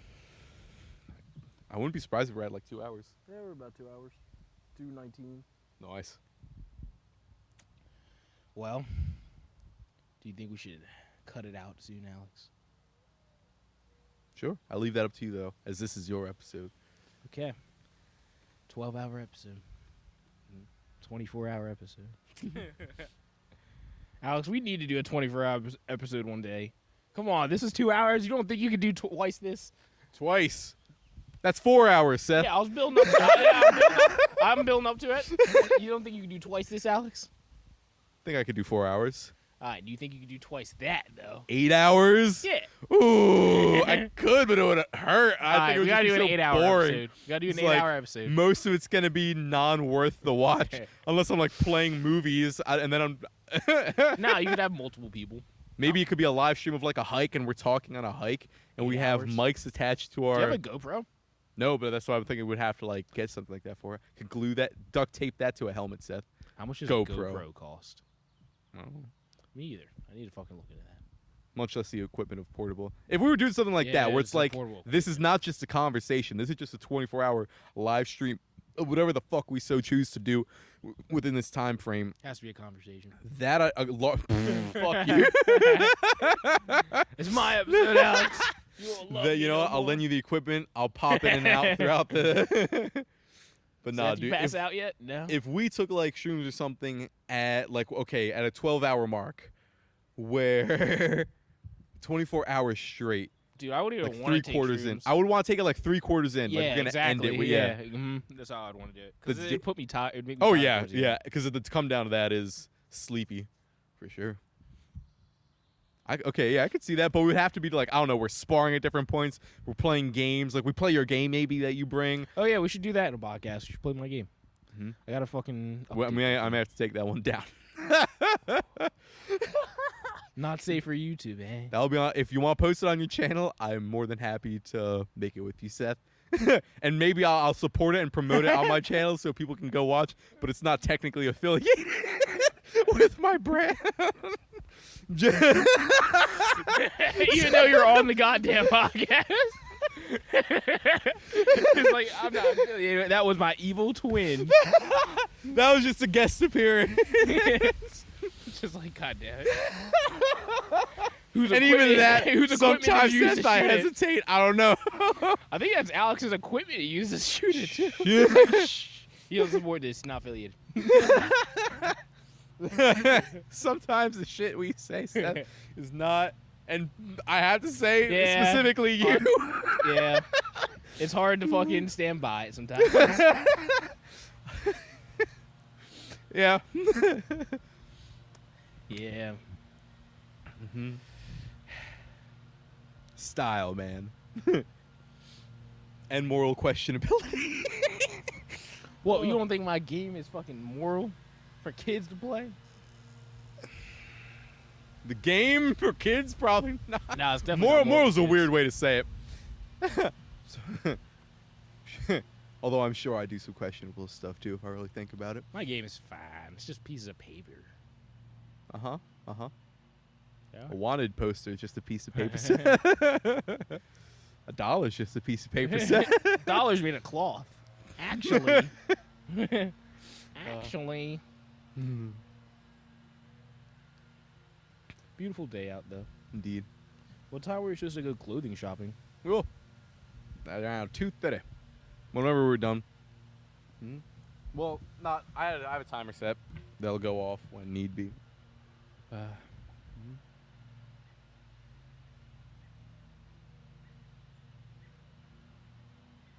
hope I don't insult you with those comments, Seth. What? Me being immoral then? Maybe that's not. Sometimes. But then, of course, I'm sure we're all immoral sometimes. I'm not insulted. I have an immoral game. My game is not. I can understand why you might want to separate yourself from some of the things that may be A in. lot of it's very funny. Dude, there's some wholesome cards in my game. There are.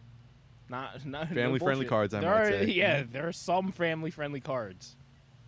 I wonder what that actually does psychologically to a child, like to watch a horror movie. Oh, I used to be fucking scared. I used to be petrified of some horror movies when I was a kid. Like I'm actually experiencing maybe even some PTSD from watching some. Like where I'm just not getting as an adult, but as a kid, I was scared. As an adult, sometimes shit just horrifies me. Like I would just rather have not seen House of a Thousand Corpses. Like maybe just a part of it, not the whole thing. It's a point where it's like diminishing returns. Dude, might we have were been watching hit. that movie while carving pumpkins too, so we were just like. I'm happy I was distracted for a good chunk of it. Yeah. Yeah, but still, you had a knife and you're like, "Ugh," like. Although something. you know what, when I say immoral, it gets weird because like I don't necessarily think people shouldn't be allowed to make that sort of movie or the sort of game you made. For me, it's distasteful at times. I understand that. Mm-hmm. Yeah, that's a weird question I have. Like, because they're definitely, I don't know. What do you think would be a limit? Yeah, on like a movie, let's say. Child porn, it's probably good to start. Yeah. You know, rape. See, but then like American History X, like when he got that actually, it felt like good cinema. God damn it, that's such a horrible way to say it. But it was a very fucked up message. It was, yeah, that had a message. Well, even if it didn't have a message, it's still. Well, I'm not just watching prison rape porn, Seth. There was a message behind it. Wait, like, did he get raped in prison in that movie? Damn. Yeah, by his Nazi group, by his own group, because he wouldn't do some of the shit. Yeah, they were much more gangsters than devout Nazis, and he was trying to like follow the Nazi code genuinely. Like he really believed in that shit. And they were like, "No, you need to listen to us." I forget the specifics. Yeah, something like that. Yeah, that's a good message in that movie, I guess. So I guess that gets away with being morally bad. See, right? It's like the but way in which you're doing it. There was no message, and it's just like, here's rape. It's like, maybe that's just better for people to not be making and watching that. It's just a half an hour of rape scene. See, but that's something I wanna. Because, like, is that okay for should porn? I make that illegal? I don't know if that should be illegal. Because they're acting, though. they're pretending. I feel like that wouldn't make a lot of money, though. If it was just I wouldn't doubt that. Maybe there's a niche. Yeah, where it's like people don't even want to see if it's just too like distasteful, like you said. Like people don't like. It's like American Idol. Sometimes you'll hear those really avant-garde, out there musicians where it's like, woo, bong, bong, like they're making some weird. To us, it's just like, what the fuck? It's annoying and at times quite unpleasant to listen to. Like, it's like, okay, you sound like a screeching fucking animal. But should you be allowed to make that as art? If some people want to watch it, shit gets weird, man. I don't know. At what point, like, okay, stepsis, step-bro porn, and the step family porn, which is very honestly, we can all be very honest about this. The step for a lot of people could be interchanged. Whoa! And they would still like. You're about to scramble my mind here, Alex. In case you didn't know, they just legally have to say step. Yeah, I've heard banks like, oh, we're not gonna allow you to keep our money with us as a bank if you don't say step. Yeah. Heard Riley talk about that on Eric Weinstein's podcast. It's an interesting. But should that be like allowed? I don't think it should be maybe illegal, but in a cultural realm, like where should that even be enforced? Is that even wrong? It seems like there's a taboo there. Like you shouldn't be strengthening fantasies of incest. Because at what point is it just a reprieve, a release, or is at what point is it strengthening it? Yeah. Well, at what point do you? Even if it is fuel, I feel like you just can't get rid of it though. It's because it's just so. It's like one of those things. It's just so hard to have that stance across the board. It only makes sense in like the instances where it's like so detrimental to people's psyche that it makes them like do real crazy shit. Yeah. If that kind of porn actually made like incest go up like 50% or something like that, then it would be like, all right, maybe we should stop this. Yeah. How would you do studies on that exactly? Like, yeah, it has to have actual negative effects because there are going to be negative effects if you start making it like you can't see this because then it's just gonna make a black market and that whole thing. Although maybe sometimes it's better to make it black market. Sometimes. Yeah. Because sometimes it's like, oh, you can't completely erase the market. It's like probably not completely erasing murder, but we should probably try to keep that illegal. Yeah. Same thing with the devil's dandruff. It's like that's illegal too. Oh, dude. Okay. Balls to the wall. It's fucking honesty. Let's get it. So when I was a kid, introducing myself to the world of pornography, right? So this is middle school age. I did not understand the problems with trying to find people of my own age. Because that's who I was attracted to, people of my own age. And so I found the loophole was drawn versions. For people who don't know, that would be called hentai. And that is, there is no end to what you can find In hentai. And that gets weird because there is child porn in the form of hentai vastly throughout the internet, which as a middle schooler, I found and didn't really realize exactly what was, why maybe I shouldn't be doing that. And how do you even fucking limit that? You can't. It's like it's one of those things. Like you can't limit what a fucking person can draw. It's like there's no victim in that crime. You can limit real child porn, weird. but you can't. It's like it's weird, but it's like it's uncomfortable. The victim might be in the victim might be in strengthening people's fantasies. Yeah, that's true. That actually is. You could hear some argument, but that's just such a 3-step process where it's like it's a 1-step process to pain. If you limit like you cannot draw this or I'm gonna lock you in jail, it's like that's fascist in some like obvious ways because it's like you're just like limit. It's like thought control almost. So it's like I can't draw certain lines. Oh, dude, there have been certain things that I haven't even wanted to type into Google Docs portfolios. Like when I'm thinking, running down thoughts of certain things, there are some thoughts I don't even want to type in there, or certain like collections of words because I'll censor myself. And I found ways to express these thoughts articulated in a way that you can do with writing because it's hard to sometimes just do it when you're just thinking. It gets scrambled more easily, where I feel comfortable. And it's very freeing. It's very opening. And I enjoy the sorts of thoughts deeply that I can dig into and explore when I don't have a fear of, is someone going to like, am I going to be on a watch list if I start thinking about these sorts of things? If we're just typing them in, can someone like hack this shit? Yeah. That's a weird part of internet expression. I don't censor shit. Nah, censorship is useful. Right? There is a useful point of it for sure. But then is it being used wisely, of course? Largely, I haven't ran into any issues. Thinking about like societally changing things and different ideas. I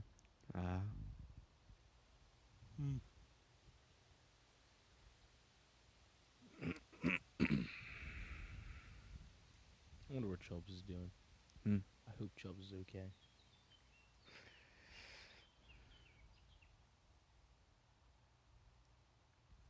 I told Dallas we were hanging out today, too. Dallas may want to come with us. Did you talk to him at all today? Maybe in the group chat, but not about hanging out. Just about the trip. Yeah, man. Camping. Yeah, we'll be camping soon. Oh, that's a... Yeah, the place, I just saw the pictures of it. The pictures look cool. Mm-hmm. It looks like it had some places to swim in. Yeah, dude. Looked like a wonderful exploration. It's nice that it's a little closer, too. And on the way back, we might be able to go to that mall thing. That giant mall. Mm-hmm. That American Dream mall. Austin sent some stuff in the group chat. I haven't read it yet. Mm-hmm. I didn't see it either. But I know on the way back from the place you sent, we could go to that mall thing. Mm-hmm. And I'm sure there will be many cool things we don't even expect to see. Yeah, along the way. We'll find the black swans of our adventure. You said you would want to live in a city, right? For a bit. I don't think long term. Where do you think you would want to live long term? More country, still maybe an in-between of country and suburbia, I think is a place I'd lean towards. Like I'm on the outskirt of a mountain. I literally where the mountain, the very base of it, like in a town that's outside of that, is maybe where I'd want to live. Then you just climb up the mountain. Yeah, like they're right there. I saw a place like that when I was driving. Some people talk about they see a place and it feels like the place. And I felt maybe that. I felt the closest I have felt to that when I was driving back from Cali. It was this place, dude. It looked like Narnia. Have you seen the movie Narnia? Yeah. Imagine, like, in America, after just going through a desert, like, you see that. Like, from barren lands to just greenery and snow and mountain ranges. And I only passed by it for a second. But it's like, this is where you're going to see elk. It was pretty up north. It looked like fucking something from Lord of the Rings. It clicked, man. There was a town right outside the mountain. I'm like, oh, if I had a fucking house that was in between the town and like a little up on the mountain, but not very into it, that would be fucking awesome. Dude, imagine if you lived on like a town. If you had the town down here and you had a house like up here, like a little bit on the mountain, that you could like zip line to the fucking town. cool. That would be I'm always cool. interested in stealing the energy from mountains. I don't know why. Because they have the height naturally made. I don't know. I don't think it's stealing. If they, Yeah, I mean, you do still have to work for it, but, you know. no, I mean, like, I don't think the mountain is like, you're Conscious. taking my Yeah. gravitational force or whatnot. But yeah, dude, I wonder what exists like when it comes to the heat underneath of the Earth, convection currents and things like that. Is there a way to harness that sort of energy? We talked about that before. Volcanic energy. You could be like Syndrome and Incredibles, man. Yeah, that'd be cool. There's ways of doing that. I don't know why we don't do that more often. Yeah, We it might. There might. Maybe it's just super impractical or dangerous or Yeah, something. it's probably just dangerous. Like, I wonder what happens when you start creating pressure release valves in magma currents. Like, I imagine those are pretty high pressurized. Yeah, it's poisonous too. A lot of that shit, like the gas that comes off of volcanoes. Well, Seth, we have talked to the alarm. It's 2:10, and I said between 2 and 2:30, I'll hit you up to go doing clothing things. So what? How should we outro this?